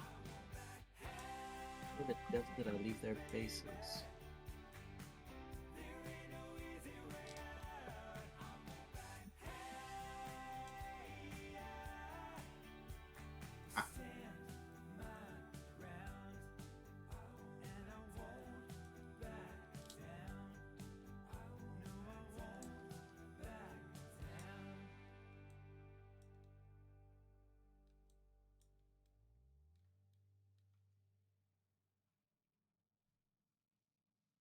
I'm suddenly completely fine with this.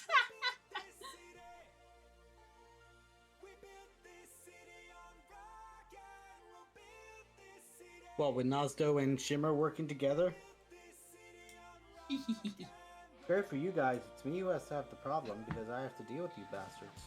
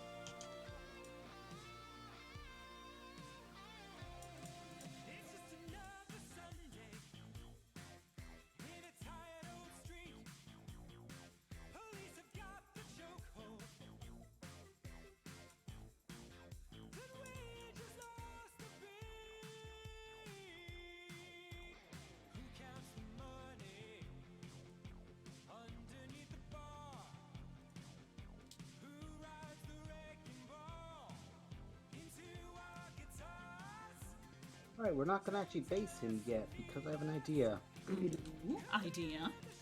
So, I have a layering thing called Armageddon Dunes.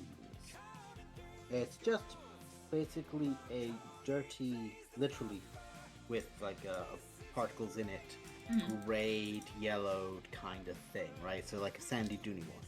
Mhm. But it gives a nice little bit of texture. What I'm going to do is let that dry, because I painted it both onto the small little bit of stone that's on his base and the stone that's on the the stone that's on his foot and the stones that are on the base itself. Let that dry, and then I will lightly go over it with like a very big brush, but a very like white dry brushy kind of thing, and just like lightly just dab across it. Mhm. And in doing so, give it like a red, rocky kind of look to it. Nice. That sounds good. And then he's got a little bit of a fire underneath it. It's basically stuff that I'm trying out on these guys so that I don't do them on bigger models. Yes. Like, I have a unit of guys that I'm probably not going to... I want to use them because they're cool and they fit into an army type I want to build. But I'll probably use them as a template for a type of painting that I want to try, where I'm using contrast. Contrasts are meant to work the best when the primer you use is quite light. Mhm. But I use black because it's great, one, for the recesses, for it to just get into all the recesses of the models, and two, because it just looks really nice with the greens on top of it. They make them stand out quite nicely. Mhm. But I'll prime them in white to use a contrast on them to see how it goes. Or I'll prime one of them in white, I should say, and then try to use that on my elite guys and see how I do with them before I try that monster of an attempt on the big Brutalis Dreadnought that I have. Yeah, I get that. Like a lot of the when we got that big bundle of minis, obviously there was a lot of like big models in there, and I was definitely in the mind frame of like I want to paint a bunch of the little ones and get better at painting before I start painting the big ones. Yes, very much so. But primarily it's a thing of I don't want to I want to try a method that it won't like break my heart or cost me anything like major if I do it on that, because I did that on the Dreadnought where I tried a new method on him, my other Dreadnought, instantly regretted it. Aww. Yeah, I wasn't a fan of how it came out because it made it look very very dirty, I should say. Mhm. And I was like, I'm not a fan of this. Oh, actually, this isn't coming out like a fire red. This is actually coming out like a blood red. That could still work. Like he's on a bloody battlefield of a base, so I can make that work. Or it's like a clay-based earth, which usually has that red terracotta vibe about it. It's not really a terracotta color, I'm afraid, though. It does look like it's mud and earth, more than it does terracotta.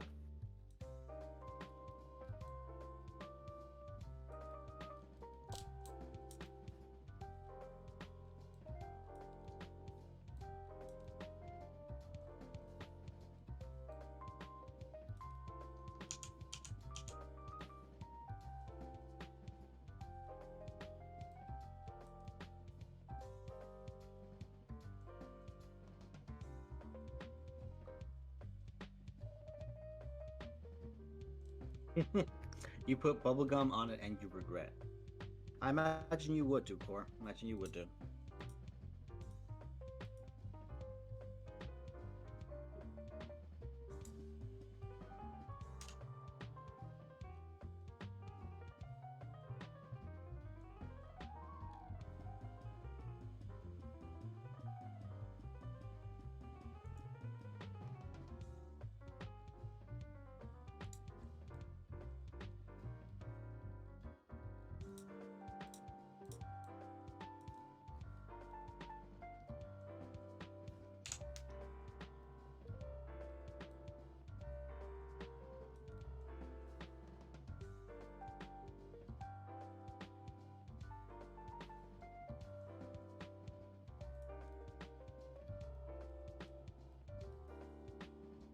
Cool. Oh my god.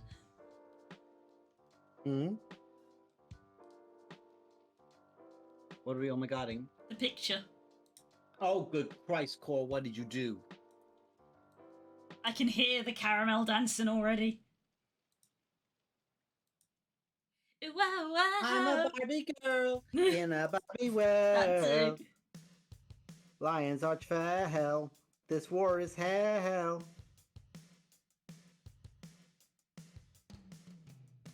Actually, that's what I'll do. I actually like that. So, I have put the blade with just like a little bit of a coat of a base red, and I've done it along the edge of the blade, so it looks like the edge is actually still wet with blood. Neat.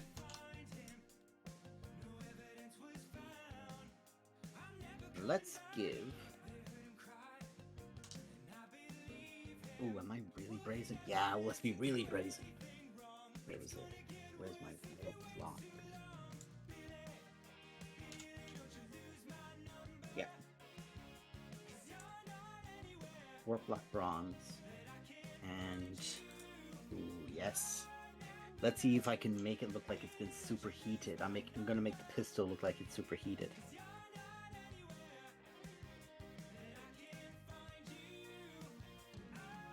So to do that, I'm going to mix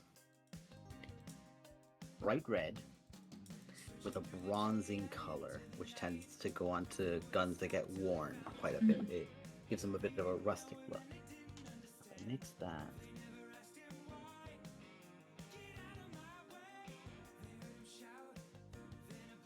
Dry it off. And on the barrel,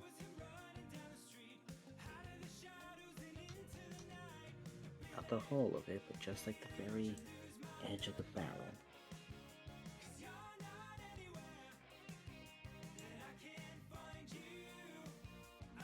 Yes, I'm actually liking that. That doesn't look too bad at all.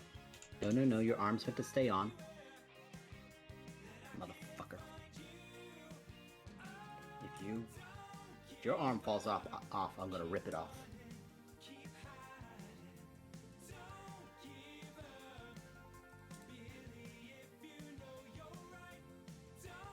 Okay, now.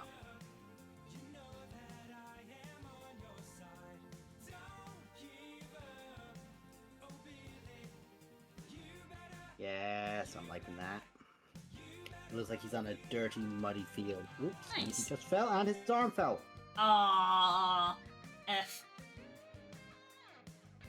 Do you want me to rip your other arm off, you little piece of shit?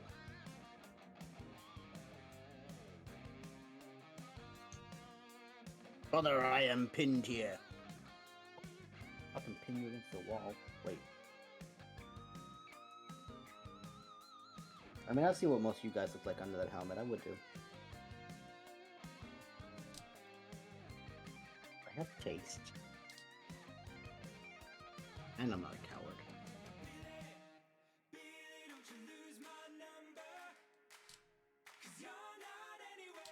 That is the classic gag, by the way, Fluff, of why there is no female Space Marines. Oh yes, Nemo did tell me about this. Yes, because that would imply that there are female Primarchs. And we don't need, 12-foot tall women with daddy issues that are muscle-bound, because none of you will act right.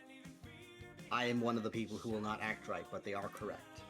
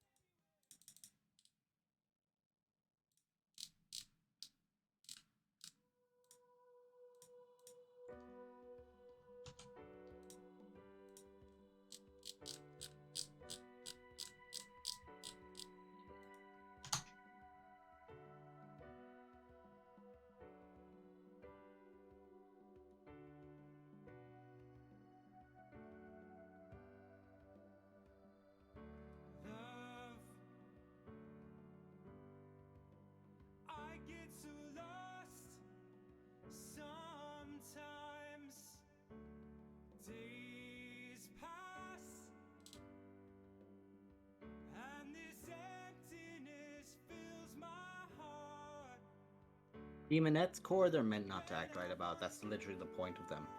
It's literally just meant to go, ah yes, look at my boobies. Cut in half with a fucking crab claw.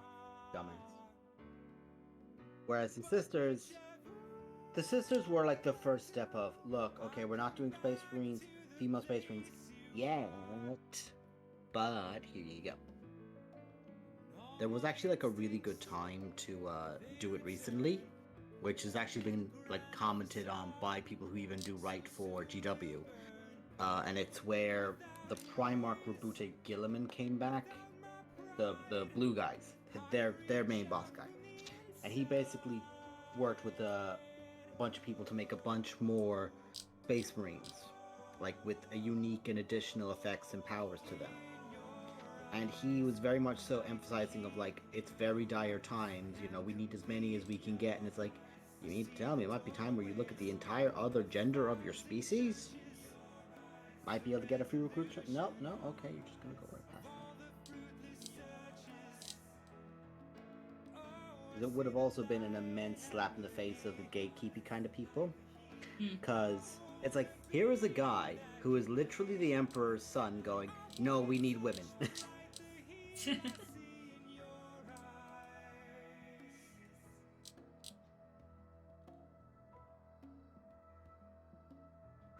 He's also often been, this is how wild this fucking community can be. In the book where he returns, and essentially Space Elf is one of the people who assists in his resurrection. Someone who can literally just bring someone back from death if they've literally just died. She can do that. It's her whole thing. She just recently showed up in the narrative before this, so needless to say, one of the good guys realized she existed, found her and said, hey, do you want to like literally be owed by the entire Imperium for the rest of your existence? Come with me. The point where this guy who runs the robot fellas, you know, the ones who are like, oh, we make all your machines, Imperium, so you have to like the fact that we like gods, because we talk about the Omnisire. They're like, okay, fine, you get to stay. The guy who's been around with them since day one, like fucking found her and geriatric walked his way with her. And convinced some of the most xenophobic factions of the Space Marines to go, actually, wait, if you're doing something this important, like, we'll actually work with you. Bear in mind, didn't tell any of them what his actual plans were, until he was in the room with the body of Rebooted Gilliman, which was put in like a stasis pod, because he was hit with like a mortal blade. It's that thing of, he'll die the moment it gets opened, but they're actually, this guy and her are okay with it, because she can instantly bring him back. But needless to say, everyone who's in there, like 90% of them, are sons of this guy. So they're like, what the fuck do you mean you'll kill Dad? What the hell? Yeah. All the bad guys show up and start fighting, and there's like a moment where they describe, like for 5 pages, they describe fighting. Just fighting. But then, because he immediately got pressed, the leader of the guys who, his dad is in the stasis chamber basically, he's been pressed by like a bunch of really powerful Chaos Lords, so he can't do anything else in the fights. He's got to focus. He smashes down like one of the 3 of them that's left, giving him enough time to stop, think and go, where the fuck is Belisarius Call? The leader of the Admech, the little robot guys. There he is, next to the fucking tomb, next to the sarcophagus, doing the Kermit typing of just frantically trying to open it. All the while, his like additional robot arms are just shooting off blasts at like evil people who get too close. They get it open just as he gets up there to nearly kill both this guy and the woman. They open it. The good guy leader dies, and she immediately just goes, and ooh. And oop. And he then immediately gets put into a suit of armor that the guy brought, and it gets Tony Starked around him, you know, like where just like the suit entirely encompasses him. Mm-hmm. And then there's a period of, well, shit, now all the evil guys are going to pile in on us. I'll kill you once these guys are dead, because you're actively not killing me right now, kind of thing. And they get close, you know, they get pinned back, and this guy shows up, like, he gets resurrected. And this is like one of the handful of characters where it's legitimately like, no, this is Mary Sue writing, because that's how busted they are. They are basically demigods. walks up and just 1v1s the entire evil army that's there. He could have, but everyone else piles in immediately behind him. He has, after this, because again, these are Eldar, the Imperium do not talk with these guys. They never make dealings with them because they're Xenos racist, because xenophobic, because of these things. You know, like the Imperium is a bit shit like that. But here he is, son of the Emperor, son of like this thing, who, with every ounce of a thing, should be like, actually, you'll be executed on sight now. Instead, walks to her and legitimately thanks her for the fact of, hey, I appreciate this. You have done a great thing, and I know how risky this was for you. Like, fully admits of, like, I know you could have very well been killed at any time, but you still did this, and I appreciate that. And she told him that the armor that he's now wearing is basically the only thing keeping it alive, so he should never take it off. They have this one conversation of mutual respect. They are the most shipped couple in Warhammer. Really? One conversation. Like, if because you think you guys be fucking starving over there. If you think Tolkien was bad for having women in his narrative, holy shit.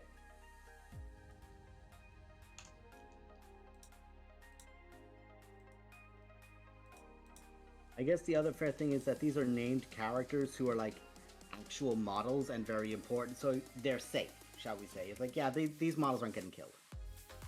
These models aren't getting killed off. So it's okay to ship them, but when it's a novel or a novel series and there's two characters who are like, oh, we'll keep working together through our love despite all the evil that's around, it's like, no, you're being positive with Warhammer. I think the Chaos Gods are literally attracted to that and are just gonna fucking get you guys shanked. Oof. It's, yeah, nasty shit like that. They're not fun. They're not fun. But yeah, there's literally just like one bit of dialogue, and that's it. And the thing is that, like, in this time, we're actually hearing his inner monologue. Yes, Core, Primaris Marines are the ones that could have been women. That's been a commonly commented thing in 40k. Could have been really cool to do because, again, as you mentioned, there's the Sisters of Battle. These are people who literally worship the Emperor so much that they're literally getting powers from him as if he was a god. Warlocks. Yes, that's not even hyperbole. Yes. And the guy who I just said came back fucking hates them. Because there's one thing, one very crucial thing, his father always insisted, to the point where he actually wiped out one of the Primarch's like home planets solely because he was doing this. Do not worship me as a god. I am not a god. Humans do not need gods. We need each other and humanity to pull through, not one individual. I am here to do this, and then I'm going. That will be it. I am literally doing this, and then I'm gone. We're establishing that humanity can do this by themselves without us. You will be set up to do this without us. We will leave. We will... A bunch of them had retirement plans, for fuck's sake. So, this guy wakes up, and his father is being worshipped as a god, the thing he hated. Essentially, he has his own greater demon now in the form of the leader of the Sisters of Battle, and he fucking hates it because it's everything that his traitorous brothers said would come to pass. It has all come to pass. The humans, which shouldn't have been relied on because they will be weak, fallible, and they will turn on each other, they will not build better, did exactly that. Now, of course, the evil traitors kind of didn't help the situation with the whole heresy thing, but humanity still did it in this setting. Again, you got chaos influencing it, and it's not the true essence of humanity.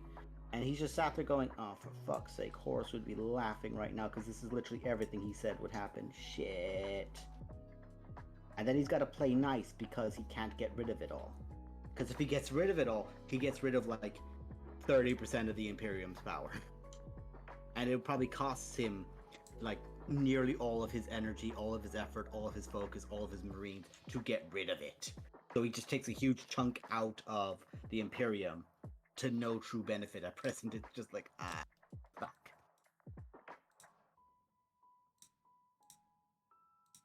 But the next narrative book of either the returned good guy Primarchs will most likely have them speaking to each other, which will be the first time in 10,000 years that two good Primarchs have spoken to each other. And it'll be a huge thing. Because it was essentially it was, you know how people say that Batman is like, oh, I'll track you down, I'll get justice. That is the Primarch that returned. He was like that beforehand. Whereas the guy who returned first of the two good Primarchs, the one who got resurrected, had to die and resurrect, basically, he's like a Captain America in that way of he is a Boy Scout, but fuck is he a good Boy Scout. And it'll be an interesting dynamic to see them actually speak to each other. I really hope that actually gets like given to one of the really good authors to write, because that book will actually be probably one of the first books I buy for 40k.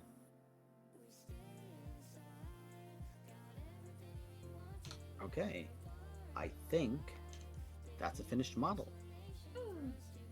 And fuck, that's... Ooh, hang on. Nice try, guy. I saw that I missed a bit.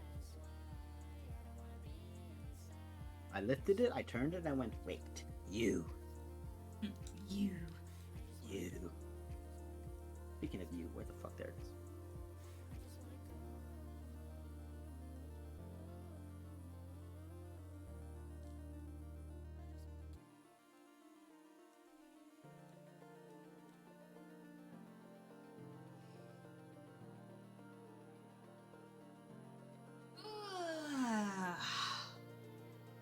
Oh my goodness. It is 5 to 11, so we're actually bang on the money to end up Yes, soon. we are close. We'll go up to the mark for the sake of the algorithm to be like, oh, Consistency. you've done your time. Yeah.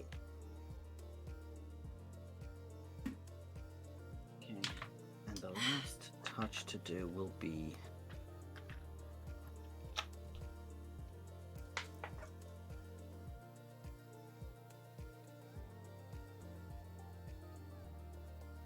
two of the transfer sheets. I've just got to... Actually, I'll prep these with the primer first. Where is my primer? There it is. Not primer, technical. It's like a varnish that you put over it, and it'll it lets the transfer sheet go across very nicely.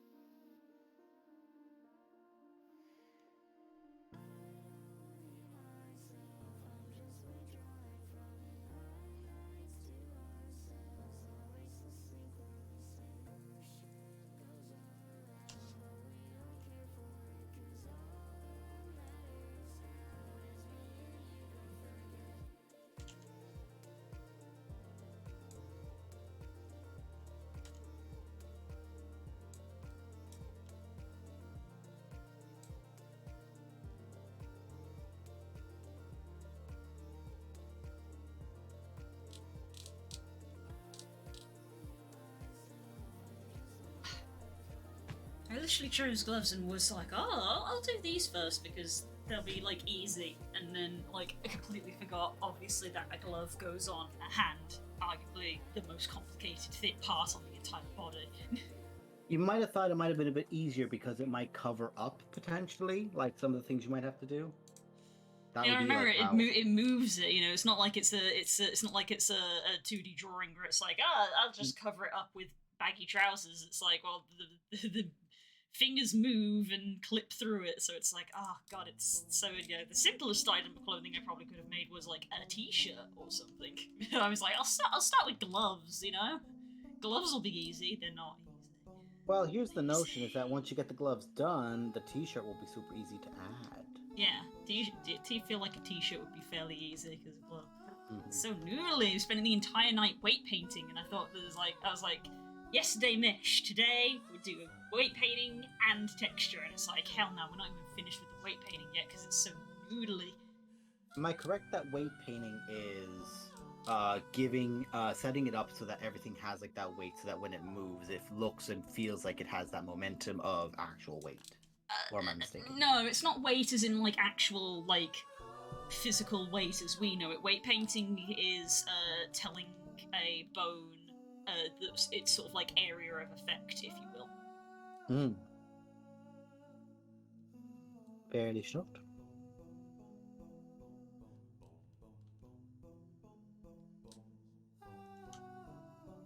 So less weight as in how heavy something is, and as in priority as in a word has greater weight in a sentence. Yes, it's that essence of the word weight. It's that meaning. It's not weight. It's not weight as in heavy. It's weight as in holds a lot of meaning. Emphasis. Yes.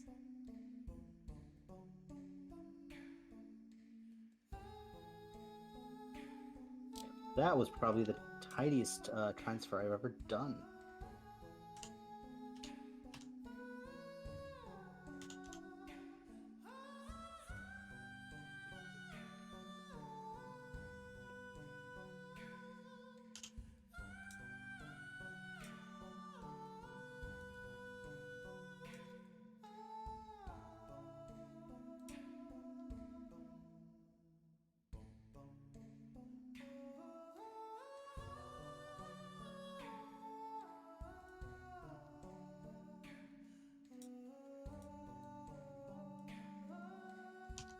Now, the next question is, well, actually, that's a fair point. What did I give him? I gave him a veteran icon.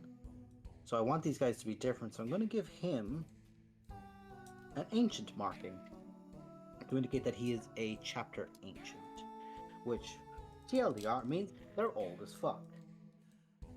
Like, this guy is probably, of these group, he's like, yeah, I'm the one that's lasted the longest. Doesn't mean that I'm the best to be like a lieutenant or like a leader, but I definitely last long. Or as I like to call it, a stubborn bastard. Which, as you know full well, is one of my favorite character types. Yes.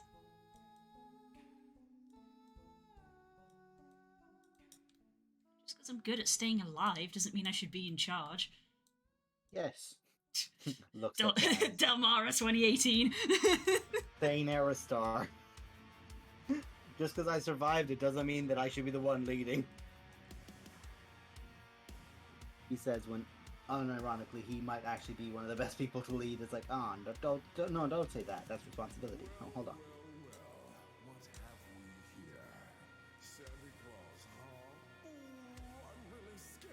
That was the thing as well when like we were sat down at Aster's table and Thane kind of like just went, all right, anyone wants to get out, now's your time, and tried to give his little speech. It's like, fuck, do I actually have to be the kind of leady person to this? Shit. Yep. Oh no.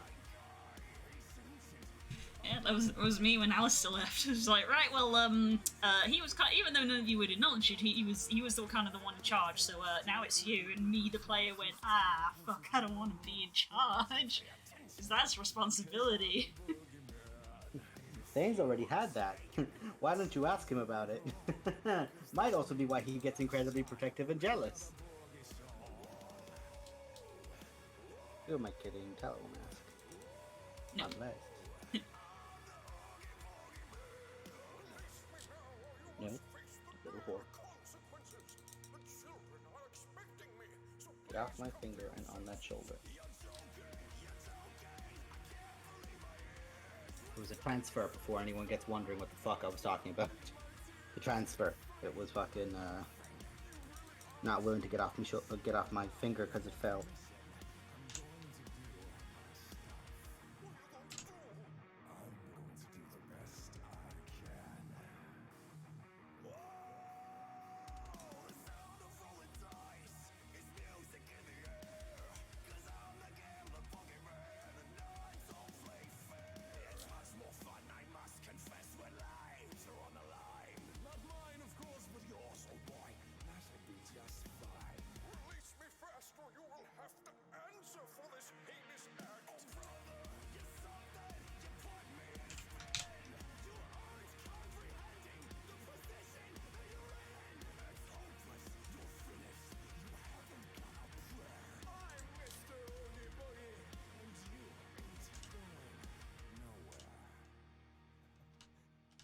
Alright then, now comes the true challenge.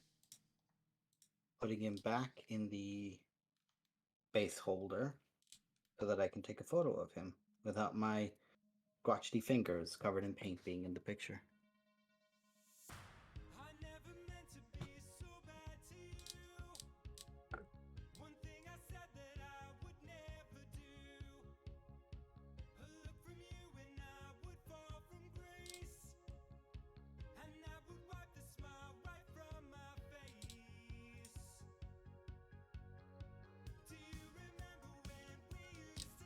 Oh, the bloods come out of that. Very nice.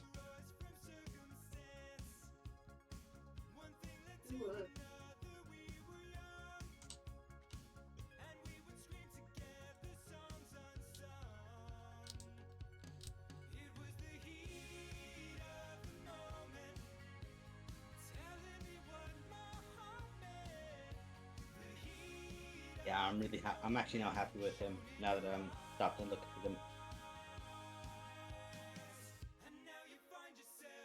Okay, time to put this into chats.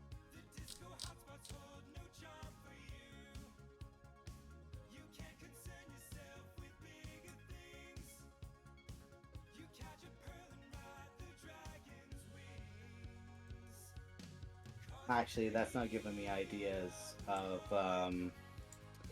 that one's the sergeant, this one's the veteran.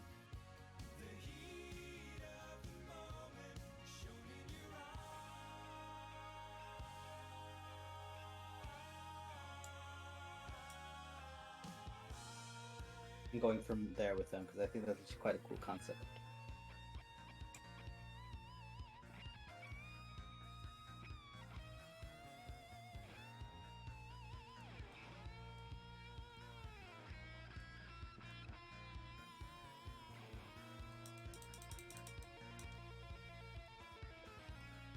Alright, I'll post this into the art chat.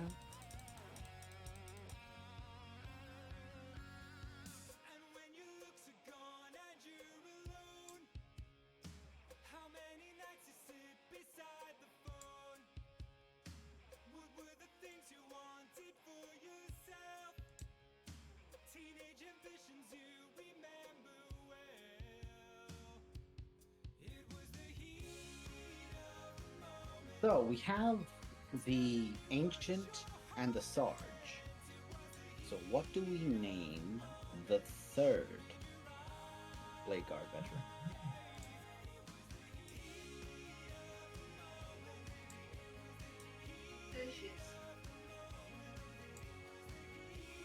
Oh, these two have had titles. Tertius sounds more like a name, huh? Yeah, but that's kind of what you were asking for. No.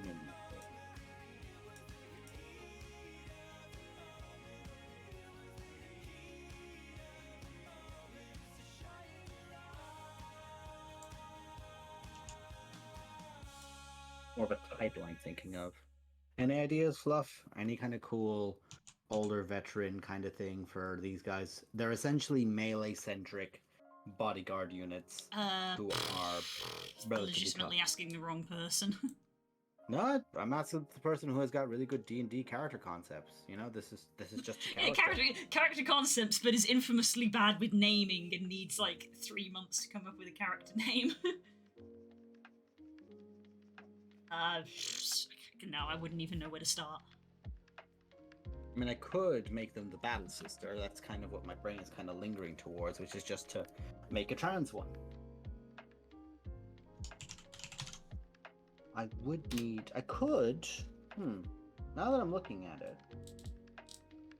I could take, if I could find, no, this is going to be a lot of effort. Problem is that now my brain is immediately going, do I try to do one that's got hair as an indicator of femininity, or do I just do this as like a standard thing, and what I do as my unique element of it is like, how do I say it? My unique element of this is more of like a, hey, this character has like a small icon on them for indicating themselves as like a battle sister or something, or that's something I can like I can workshop, I can think about, I can play around with in my head. figure something. Right. The ancient has been posted into the group, into the blue art chat. Woo. And we're just about to hit 10 past 11. So we should end there. Yeah.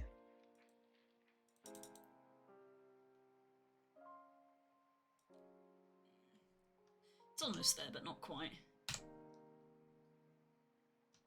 So I guess I'll be continuing to do this tomorrow.